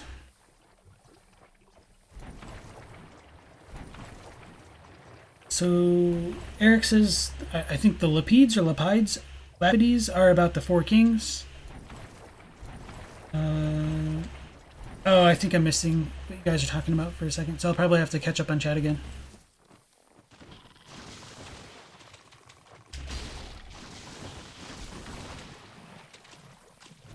Oh, I shouldn't have unlocked.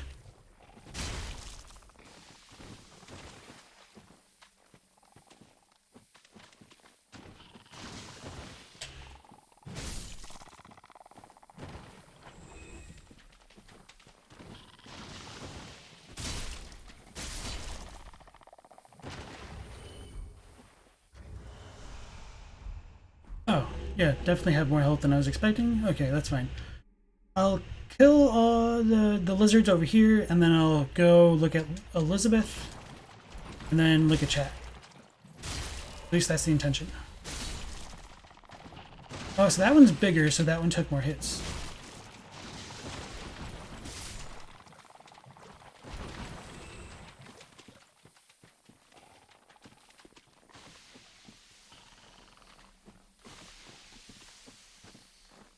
Guess I'm already poisoned, which is annoying.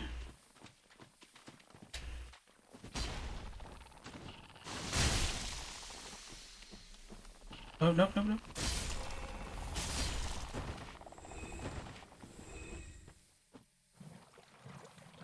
least now we can run on this stuff. And repair powder, which kind of fits into the whole Ulasil stuff.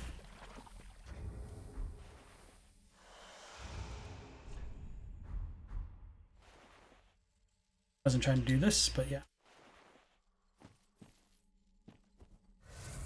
And so we get a big old mushroom here, which does kind of tie into this potentially being Elizabeth, because it kind of resembles where she was chilling in Dark Souls 1's DLC. So yeah, I'll catch up with chat and then grab the items over here and all that fun stuff.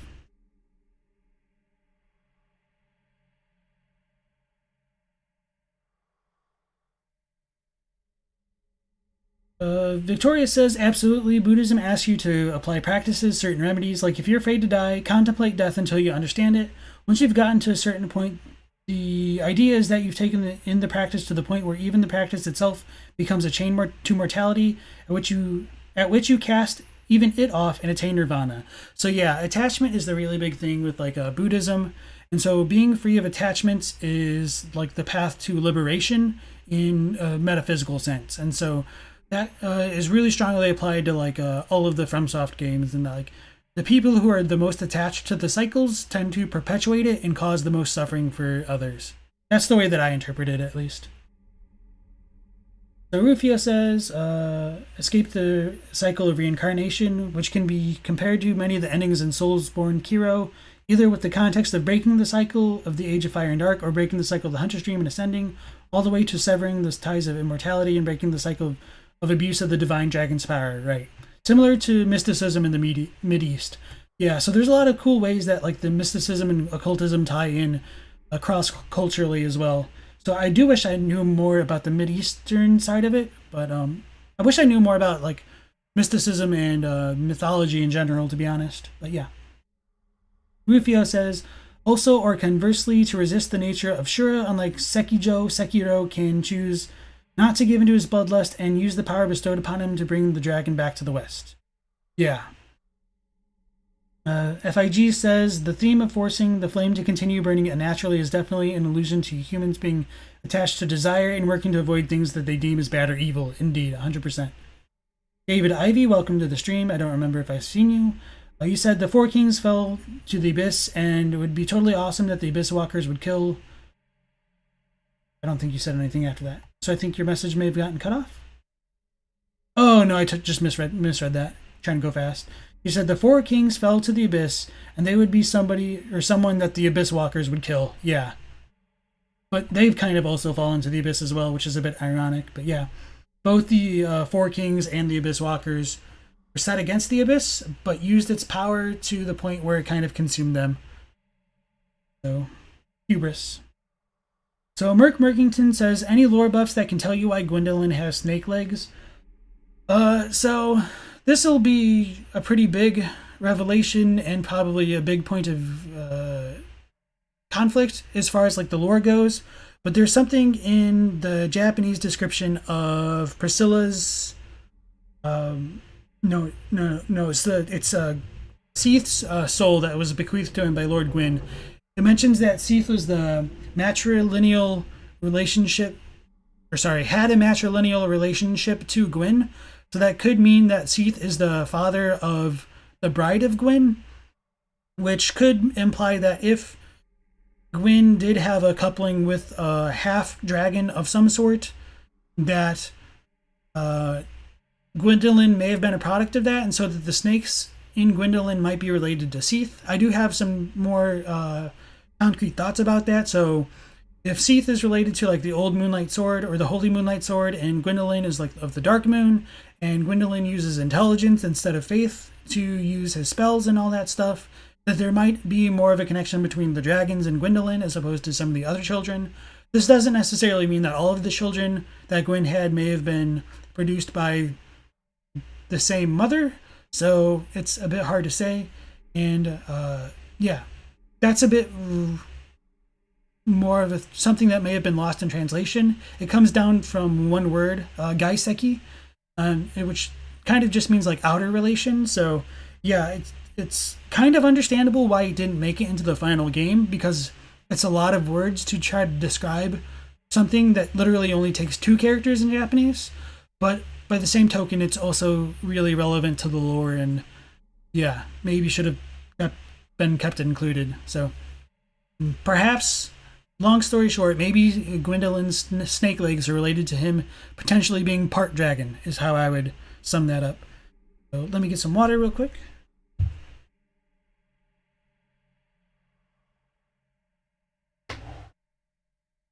Victorious FIG says, Buddhism would say, let the flame burn out and reignite and burn out, but don't get involved. You would comfortably say that the good ending is where the player chooses the abyss. I personally agree with that. That's how I prefer to look at the endings. And that gets a bit more explicit with some of the Firekeeper's Japanese dialogue at the very end of the game as well. And not crazy much, but just keeping you guys enticed, I suppose. Or to clarify, when the player allows the cycle to continue naturally rather than influencing it. Right, exactly. And so that's kind of one of the bad things that Gwyn did. He kind of broke the cycle of nature of its intended course by linking the flame. Whereas if he hadn't acted, eventually like the Age of Fire should have come back around again, is kind of what the game implies. So this isn't to say like that Gwyn's actions were bad. He thought he was like trying to do the right thing to his people, but he didn't necessarily know the consequences of his actions and all of that. Even so, even if he did know and he still made those decisions, it would still be kind of believable, or you'd be able to sympathize with it, I suppose, that he wants to preserve his family and his legacy, even at the detriment of others. But that might be extending a bit too much into speculation, I suppose. So Rama says, man, they really needed the rusted iron ring for this area. Rufio says, yes, exactly, has so many ties and practices to mindfulness that you really feel it is a boon to those who have some understanding of it when playing these games. I agree, and that also like goes into like the dragon path. And in some ways, even playing these games is a form of entertaining meditation due to the endless possible betterment of your skills as a player, just as in real life.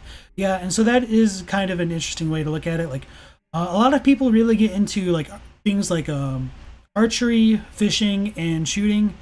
Part of the reason that I think might influence some of that behavior is because doing all three of those things requires a form of concentration, a form of like being mindful of one's form, like their physical body, as well as their breathing. And so I think it's a natural way to kind of instill like meditative practices without calling it meditation. And people just kind of naturally meditate as a consequence of that. But yeah, that might be going a bit off subject though. So Victorious asks Rufio if they're on the Discord. Bridge says, you would love to share your findings on that? By all means.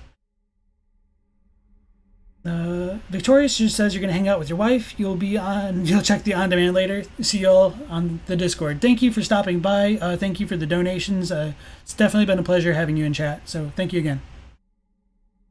Ramus says, Dark Souls do tell us that snakes are wannabe dragons. No? Yeah, and so Seath could be an imperfect dragon trying to search for perfection. And so with like Gwendolyn being part dragon, he might have like a certain kind of greed or desire that's innate to his personality, which might tie into like him trying to deceive the chosen undead to working for him.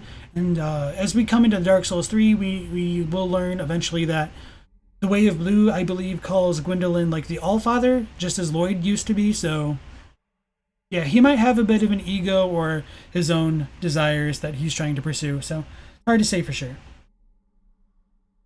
So Venom says, you always figured Gwendolyn had snake legs because Seath seems to have been the one who raised him. So yeah. And Brisson says a lie will remain a lie in the quintessential sarcastic text. Eric Gondo says the Watcher never used the power of the Abyss. They were corrupted by it, the fact that they fought against it as a Taurus. The Four Kings really used the power of the Abyss but fell into temptation due to their greed.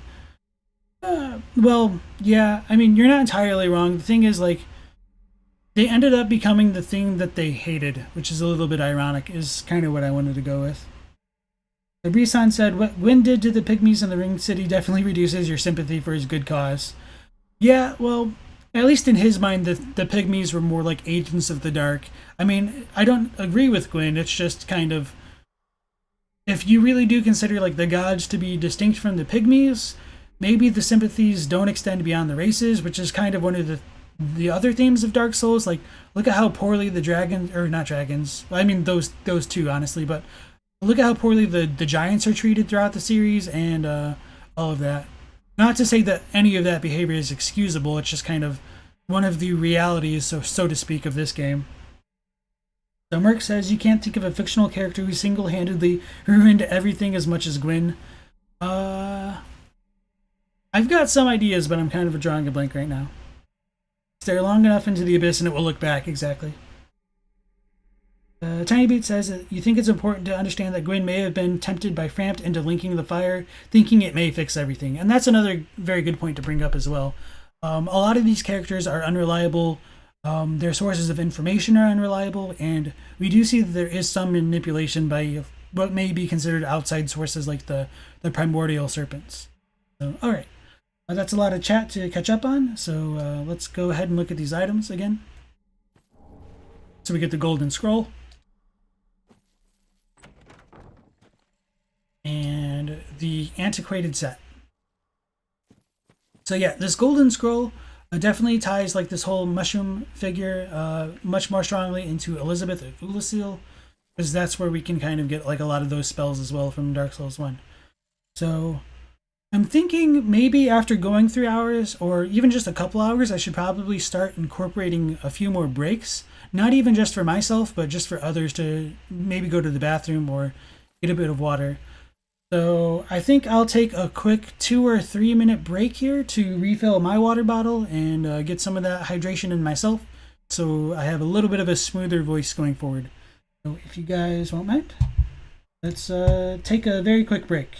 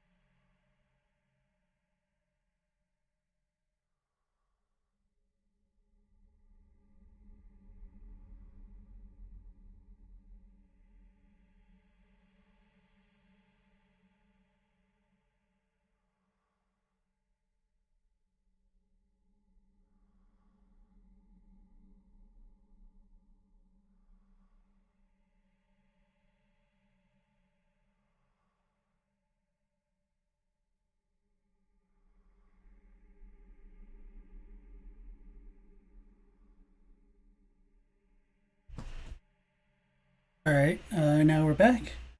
So yeah, we just picked up the Golden Scroll and the Antiquated set, so let's go ahead and check those out.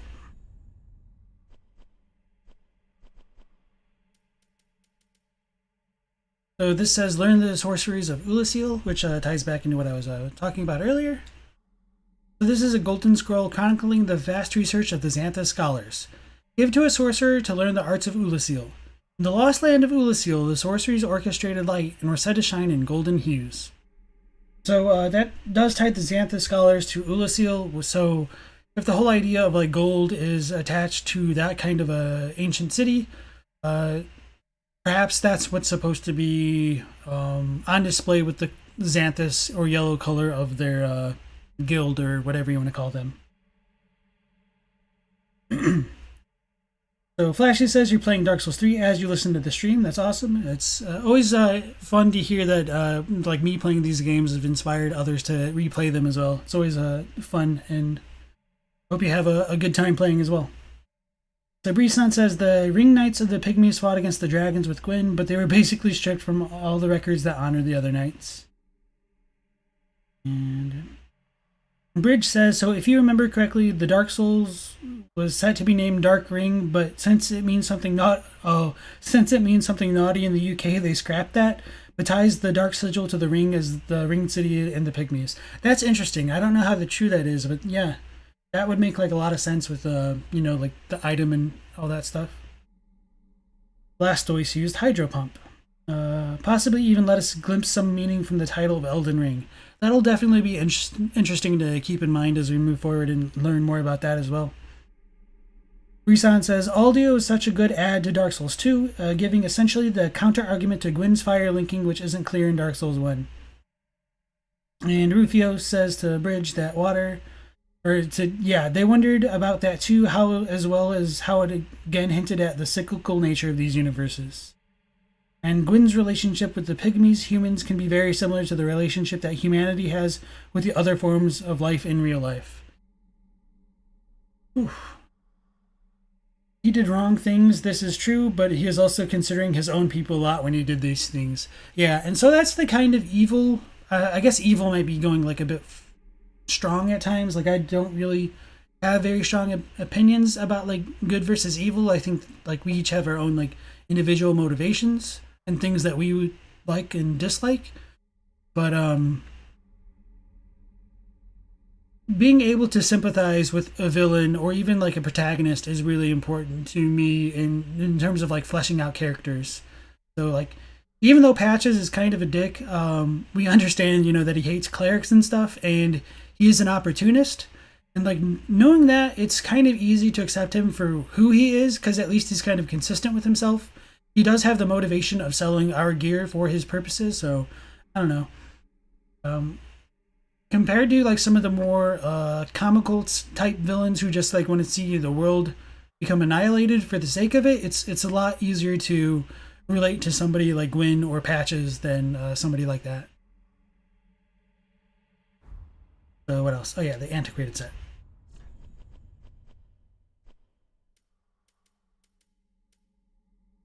Do we not get a hug? So this is the Antiquated dress. It's dress sewn in a long lost fashion. The elaborately embroidered ivory silk is imbued with ancient magic power.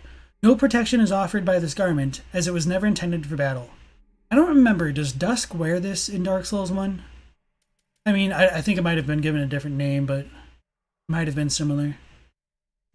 That would be what I would assume of it. So this is the Antiquated skirt, and it says pretty much the exact same thing. Okay. Okay. Yeah, so that's all that. And I think I healed. Yes, I did. Got 4 Estus remaining.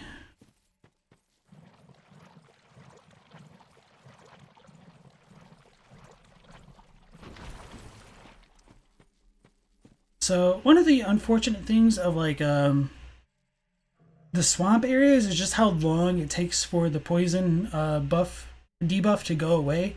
So to me, that's like one of my actual like real complaints about like the swamp type areas, because like waiting to play the game is just kind of always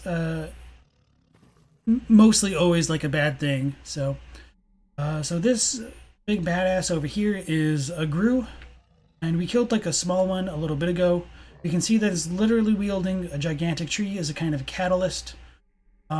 These sacks, which are probably filled with bodies, similar to like in the Cursewood, are probably filled with bodies that like have pus and stuff. They don't really fall down or anything here, I don't remember, but yeah. So these things seem more like typical, like stereotypical Wendigo in their designs, and they can use like a little bit of a flame magic or something like that, if I remember correctly. So this completes like the very first section of the map. Like we followed the wall to its conclusion. We see on our left here, that's where we dealt with the signal fire, and that's all of that over there. We're gonna try to deal with this Gru. Maybe I should leave them be. That's probably the smart idea for now. Yeah, I'll leave it be for now. I'll go back to like the really big muck area.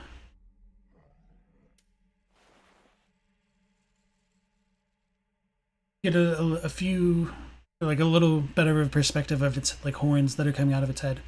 So presumably all the Gru were like human at one point. And yeah. And so I just did see Tanner's alert. I'll read that as soon as I get on the dry land again. So Tanner, thank you so much for the 20. You said, made it back for more of the stream. How's the lore been? The lore's been going pretty well. We also got invaded a few times, so if you want to like catch up on that in the VOD. I killed 3 or 4 invaders, and then somebody finally got me with some supernaturally elongated weapons, but it's all good. So yeah, definitely been a pleasant stream, learning a lot more about the lore as we go.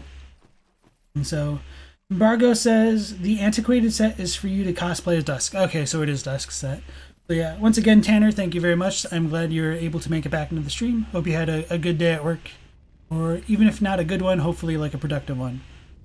So yeah, these are some more of the Gru. We can see that one is kind of like patrolling. I think that was the same one as earlier, and it just kind of moves if you move as well. I was not trying to do that. So yeah, I really like their design. I don't really have a good reason for it. I just think they look cool as hell, even if they're a bit annoying about.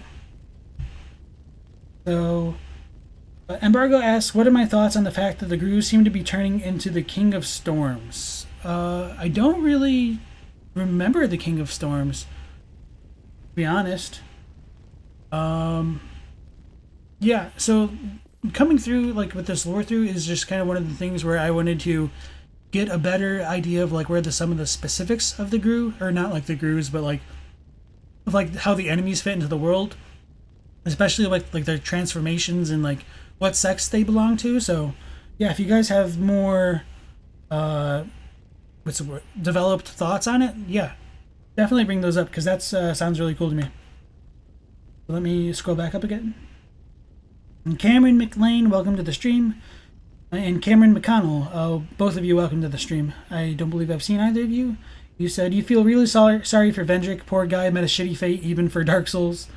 And then Cameron McLean says, Fallen Knight, almost identical to the Wilhelm Londor set. Just not as skinny. And so Embargo says, the original name was actually going to be the Dark Race, then Dark Ring, then Dark Souls. Interesting. Definitely a lot to keep in mind. And so Bridge did not know that. Okay, and Rufio says, yeah, you think that is more or less the point that is reinforced in the intro of the OG Dark Souls, that disparity was brought into the world with the Dawn of Fire. And so, yeah. More Wendigo-style enemies. The very nature of any actions taken henceforth cannot really be looked at either as purely evil or benign, due to the fact that no one sees themselves as a villain in their own story. And that's another fair point as well.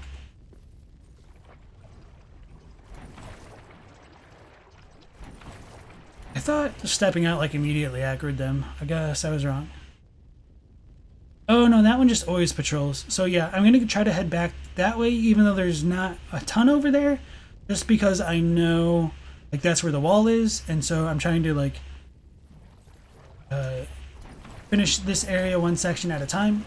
I might die to these Grue because they're actually really strong and I just got poisoned. But you can also try to kite them onto the fire.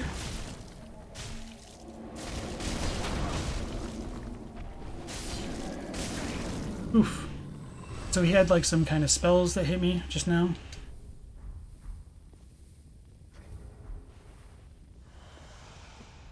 And I might need to show some of those spells off later. Oh.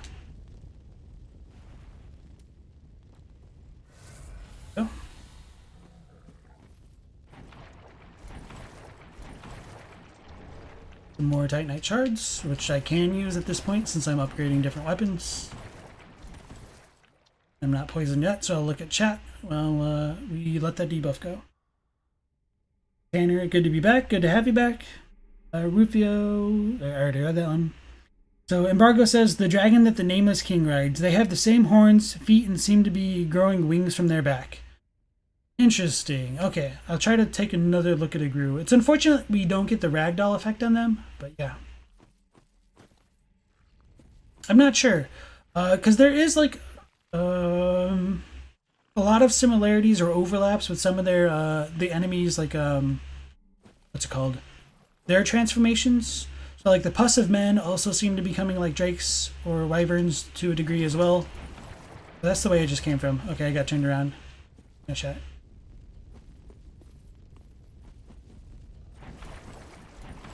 So yeah, between like the Pus of Men and potentially like the Grue, I'm not entirely sure how I feel about that.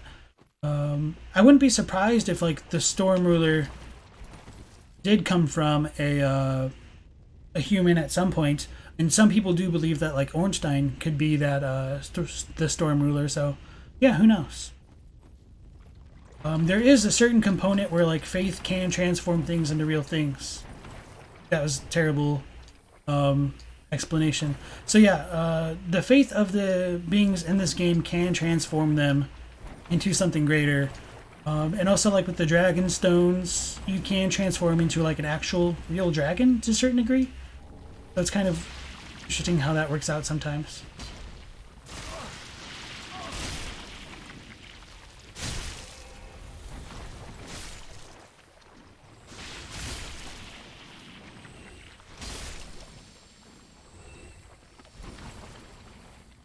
I'm trying to remember. Yeah, let's go in there. I know there's going to be a bunch of like grubs in there.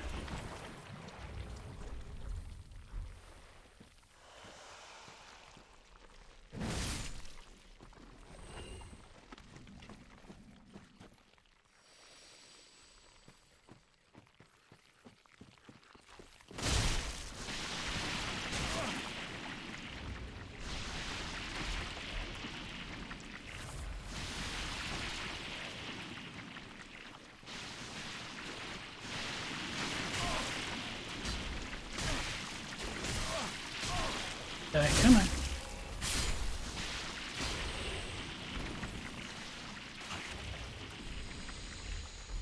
Yep, decent amount of damage taken.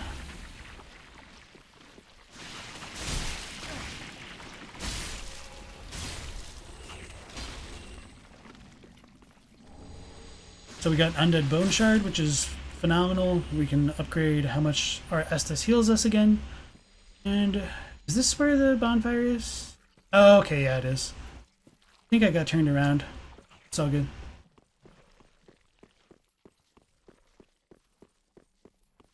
Well, it's good because we're out of Estus now anyway.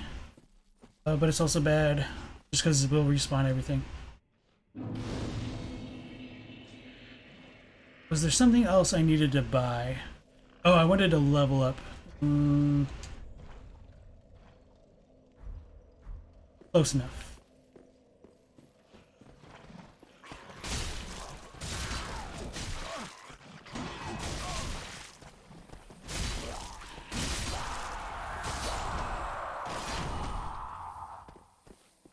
I guess I can't visceral off that. I guess they're not called viscerals in this game, but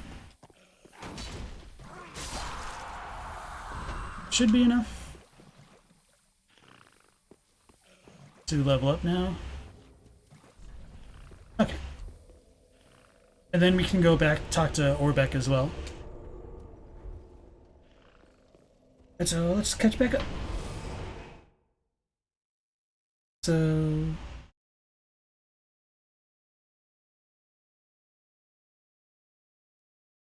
Ramus says, poison areas often exist in Dark Souls as a symbolism of human cruelty. Of File of Defilements, Blighttown, Harvest Valley were all areas where the lower class people were pushed to. Yeah, literally crapped upon in some cases with like Blighttown. So yeah, Gabriel says Dark Race wouldn't be as good a name. I agree. Nightmare Frontier is the only accessible due to patches trying to screw with you. Yeah, you can access it from the lecture hall later on, but it does have a weird way to get to it, for sure. Welcome home. Very And well then- taken. Let me level this up. Farewell, Ashen One. And remember to burn this. And then we can go back.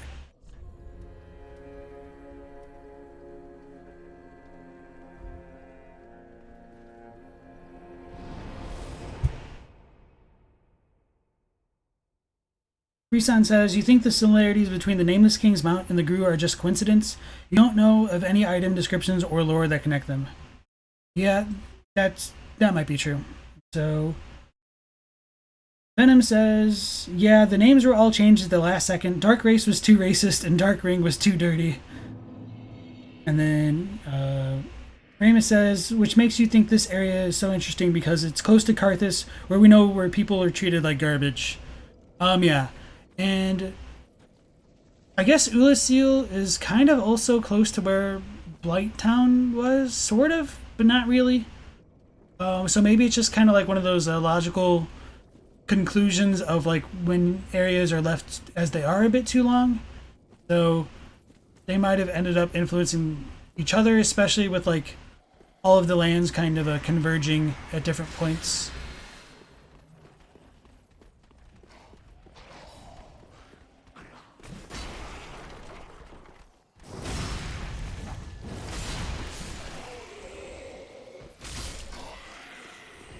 Oh, and I forgot to upgrade the weapon. It'll be okay. We can still do that. After we talk to Orbeck.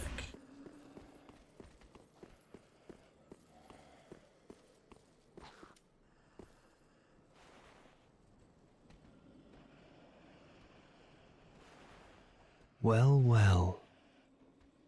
There's something different about you, isn't there? Very well. Indeed, I am a sorcerer, with plenty to share. However, what champion demands service without recompense? Clearly, you're not that sort of man. So you will make me a promise that in exchange for my teaching, you will bring me knowledge, in the form of scrolls detailing sorcery's secrets. Well, can you assure me of this? I can respect an honest man, but I've already put in more than my fair share of gratuitous service.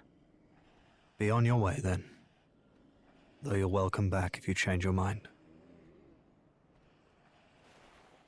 Have you changed your mind? Well, if I am to teach you, you're to fetch me knowledge, in the form of scrolls detailing the secrets of sorcery. Can you make this promise? Very well. You're no fool.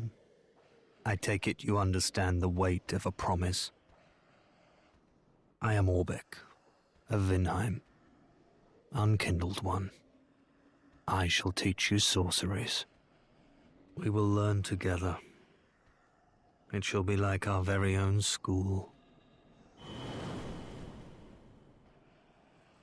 I like how somber his voice actor is. He just sounds like he still doesn't give a shit. Even though this would kind of be, I don't know, a bit of an historic moment for both of them to a certain degree. Yeah. So, as I warp back, I will catch back up with the chat.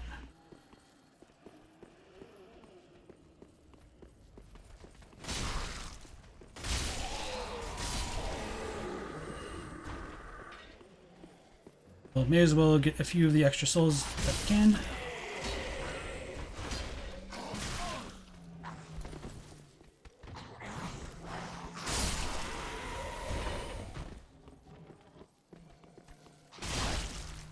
Oh, he lived. Alright, that should be good enough to upgrade the weapon, and yeah.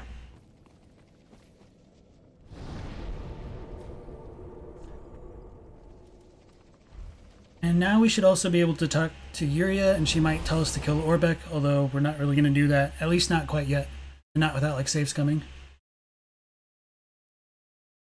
So where were we? Oh, scrolling a bit too much.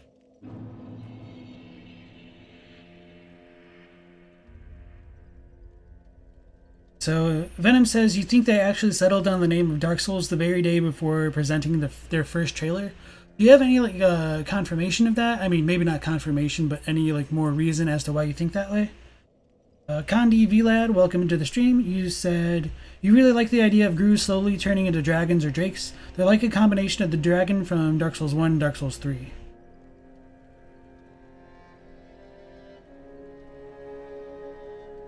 So Rufio really likes Astria, and she reminds you of Jura protecting Old Yarnum.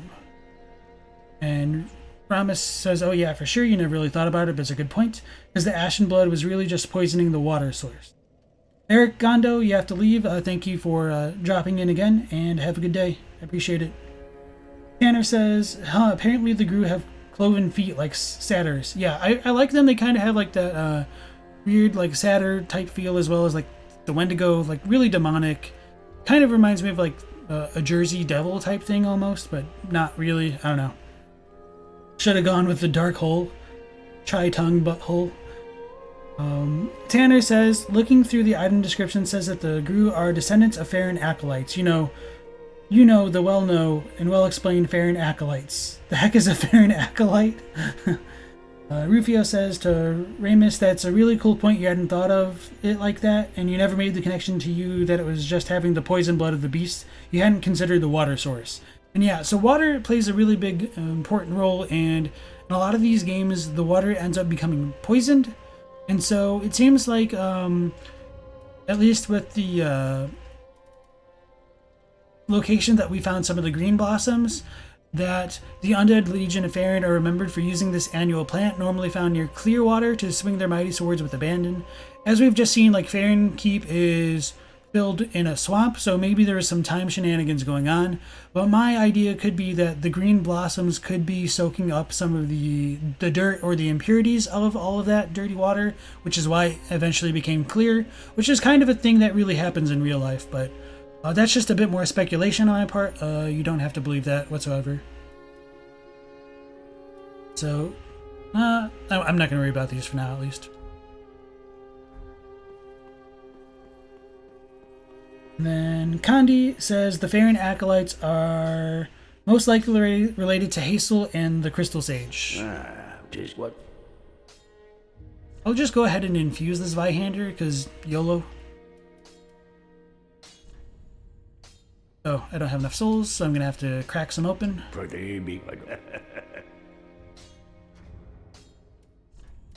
Perfectly fine, we've got a decent amount for now.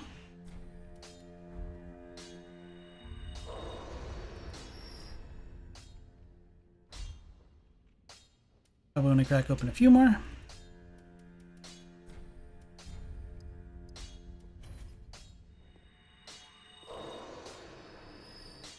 Just what?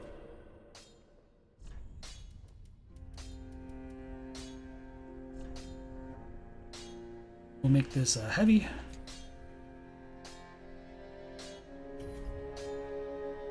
Oh, and it automatically upgrades it. Okay, that's interesting. Or it doesn't upgrade it, I just misread that.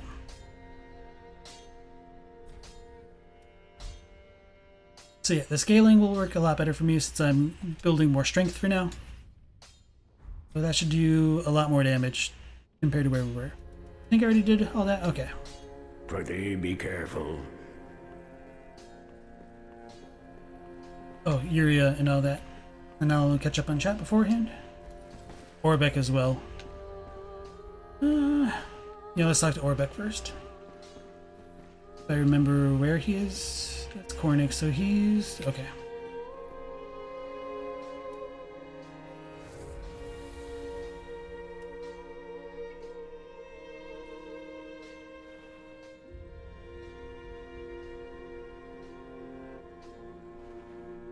Oh, you're back then. Again, I'm Orbeck of Vinheim, here to teach you sorceries. Let us begin with the basics. The ideal sorcerer bears the twin faces of the dragon. You could at least act as if you're paying attention. So I do remember looking at his Japanese dialogue for this. I think Wenders may have asked me to look into it. When he talks about the two aspects of the dragon, or what did he just say? The twin faces. The twin faces of the dragon. The Japanese is a bit more clear, perhaps, and then it's talking about like the two aspects of the dragon. So there's like the calm, collected side of the dragon, and like the more wrathful side of the dragon, I think would be another way to describe it. I don't remember exactly off the top of my head. So yeah, there's just like the twin faces doesn't literally mean like a dragon has two faces. It's like there's two aspects of it, I suppose. So, not terribly important, but just kind of fun to look at. So, Ramus says, you think the water source theory was brought by someone on Reddit? You think you latched onto it for so long that it was mentioned? Sorry, it's not canon. And Tanner says, you found a whole page dedicated to the corruption of Farron. Can you post a link in chat? Yes, you may. I don't know if I have to like enable you to do that or anything like that. Let me check it out.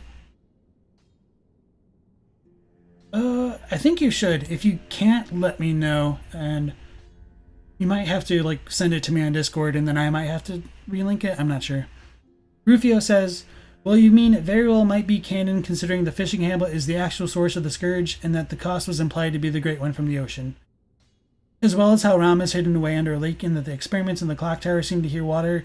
I think it's a reasonable deduction that the curse could be waterborne, since it can be a bloodborne curse shown through blood echoes, and the healing blood being implied to be menses blood of pure maidens.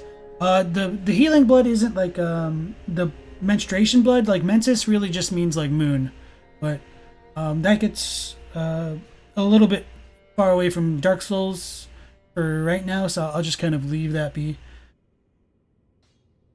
Michael Monona, welcome back. And Ramus says, yeah, water is definitely a very mystic aspect of Bloodborne or any of the From games, really, and I agree. H2O grants his eyes. Did somebody say impurity, Kagare? Yes, we did. And Tiny Boot says, it'd be cool if the game actually displayed how much every soul item is actually worth. Rufio says, it was great talking to you all, but you gotta head out now to make supper. So stay blessed, and thanks for the great conversation. Keep on being awesome, guys and gals. Thank you, Rufio. It was a pleasure to have you, and hopefully we'll see you again. Tomorrow I start at the same time, 1 p.m. Eastern Standard Time. And we do have Wenders showing back up. He says it might have been Rubito who asked it, perhaps to link those two aspects to the two Dragon Crest rings that have an effect on magic. Maybe. So yeah. It is folly to claim lives recklessly, friend. Do not be tempted.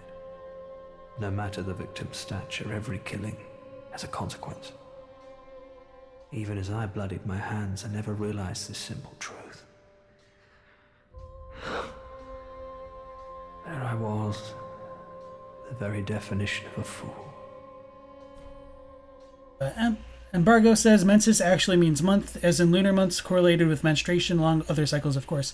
Yes, but to be fair, like the idea of months only exist because of the moon in like ancient times. Like the moon is what set off a lot of like calendars, like the whole lunar calendar and all that. But I mean, I'm not necessarily like disproving that, like, oh, there's no like sense of menstruation with it.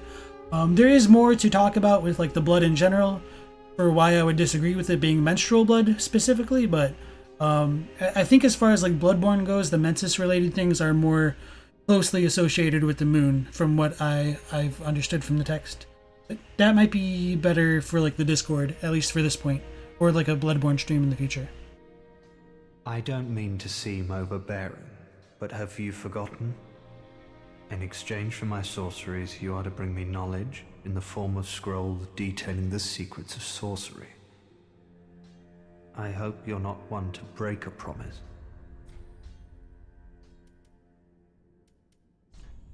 So we can see that he's got a decent amount of the sorceries available. We've already looked at a few of them. He has Heavy Soul Arrow, which offers greater fire power but slower casting time, entailing a vulnerability that makes the sorcery trickier to handle. And then the Great Heavy one is pretty similar. Its sorceries are a logical discipline, their strength influenced by the caster's intelligence. Pretty similar to the first one. Oh no, maybe I'm thinking of something else. So this is Farron Dart. It's a variation of the soul arrow developed by the sorcerers of the Undead Legion of Farron. Fire a soul dart. Well known among the Farron sorceries, it is learned far and wide due to its ease of use. And so this Farron Dart is probably a product of like the Crystal Sages, because we see them using something very similar to this in the fight. And the fact that it's easy to use also ties into the very little that we know of them so far. So this is the Farron Flash Sword. It's the alteration of the Exile Greatsword developed by the sorcerers of the Undead Legion of Farron. The Legion has a tendency to emphasize speed over power, and this practical alteration of an existing sorcery is no exception. So this is Spook, a sorcery developed by a certain surreptitious sorcerer at Vinheim Dragon School. Masks noises of the caster and prevents fall damage. The mastery of this sorcery alone allows Vinheim spooks to demand a handsome payment for their services. So Spook is another way to say spy. It does have some unsavory connotations, but that's obviously not what they're going for with this. So this is Oral Decoy, or Aural Decoy, however you want to pronounce that. Sorcery developed by a certain surreptitious sorcerer at Vinheim Dragon School. Distracts foes with a distant sound. The sound carries with it a strangely infectious resonance that may cause one to stray from their post and expose their back. Pretty straightforward. So we can give him some scrolls. I don't think I'll just do that right now.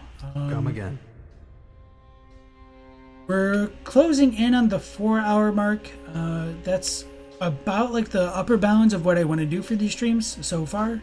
So I will probably talk to Yuria. I'll catch up with chat and probably end the stream shortly after that, unfortunately.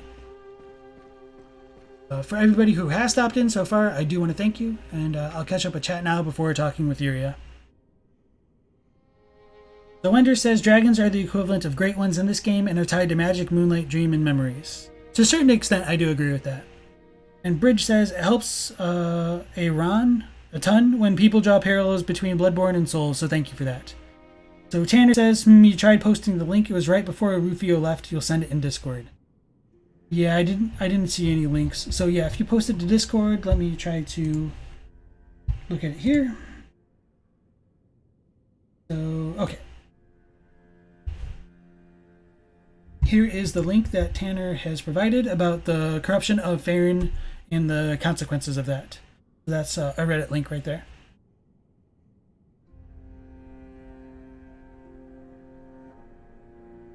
Bargo says that's fair in relation to like the whole Mensis cycles. And then Remus says Orbeck is probably one of the most likable characters of Vinheim, being one of the few who seems to care about the repercussions of knowledge.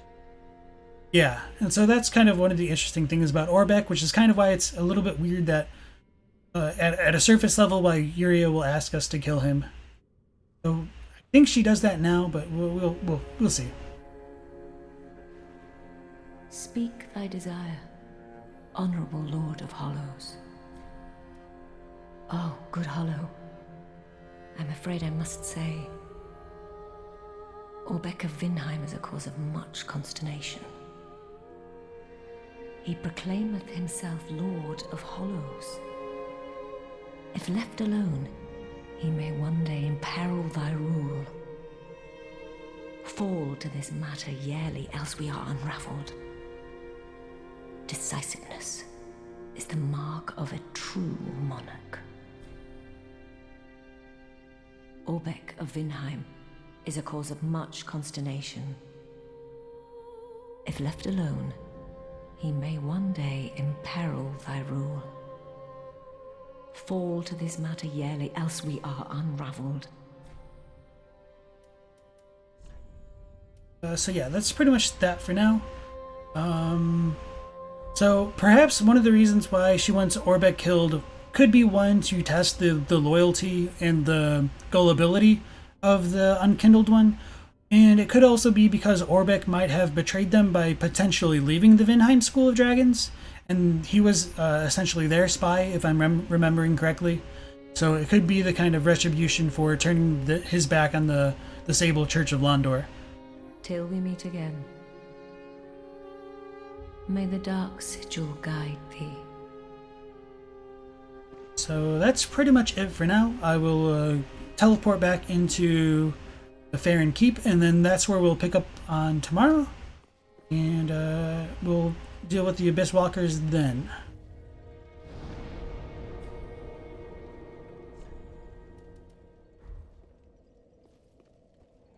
So Merkington says, have a good one, everybody. Thank you for dropping in, as always, and hope you guys all had a pleasant time here, and I appreciate all of the views and the lurks and the comments. Embargo says, to Wenders, the dragon in Sekiro is associated with magic, moonlight, and memories too. Yeah, so there's a lot of overlapping themes between, like, I don't necessarily want to call them, like, divine beings, but more like, definitely like the supernatural, the superhuman beings that are kind of close to the stature of gods in these games. So, like, the dragons, the great ones, the demons and demon souls, for sure, all have, like, a lot of thematic similarities, especially with, like, the whole possibility that, like, consuming souls or blood or all of that kind of stuff is also, like, literally consuming parts of people, and that can cause them to become impure, which kind of sullies their claim to divinity in many ways. So yeah. Such flowery language. 'Twas a great stream, dude. Really had fun watching you, and the chat was great, everyone. Yeah, so everyone, thank you once again for stopping in. We will be ending it here and picking back up tomorrow at 1 p.m. Eastern Standard Time or 6 p.m. Greenwich Mean Time. Hopefully you'll all be able to make it, but I understand if you don't. And these VODs will go back live onto the stream, not the stream, but onto my channel. I need to remember to put them into my playlists, but yeah, they will be available on YouTube, even if you guys do miss out on part of it. So hopefully the live chat replay will be functioning. I've been having some issues with it, but I guess I should have mentioned this at the beginning of the stream, but if there isn't a commentary that you guys are seeing from the chat, hopefully me reading it out loud will be easier to track my line of thought as we proceed in this playthrough. So yeah, once again, thank you everybody for stopping in, and see you next time. Have a good day.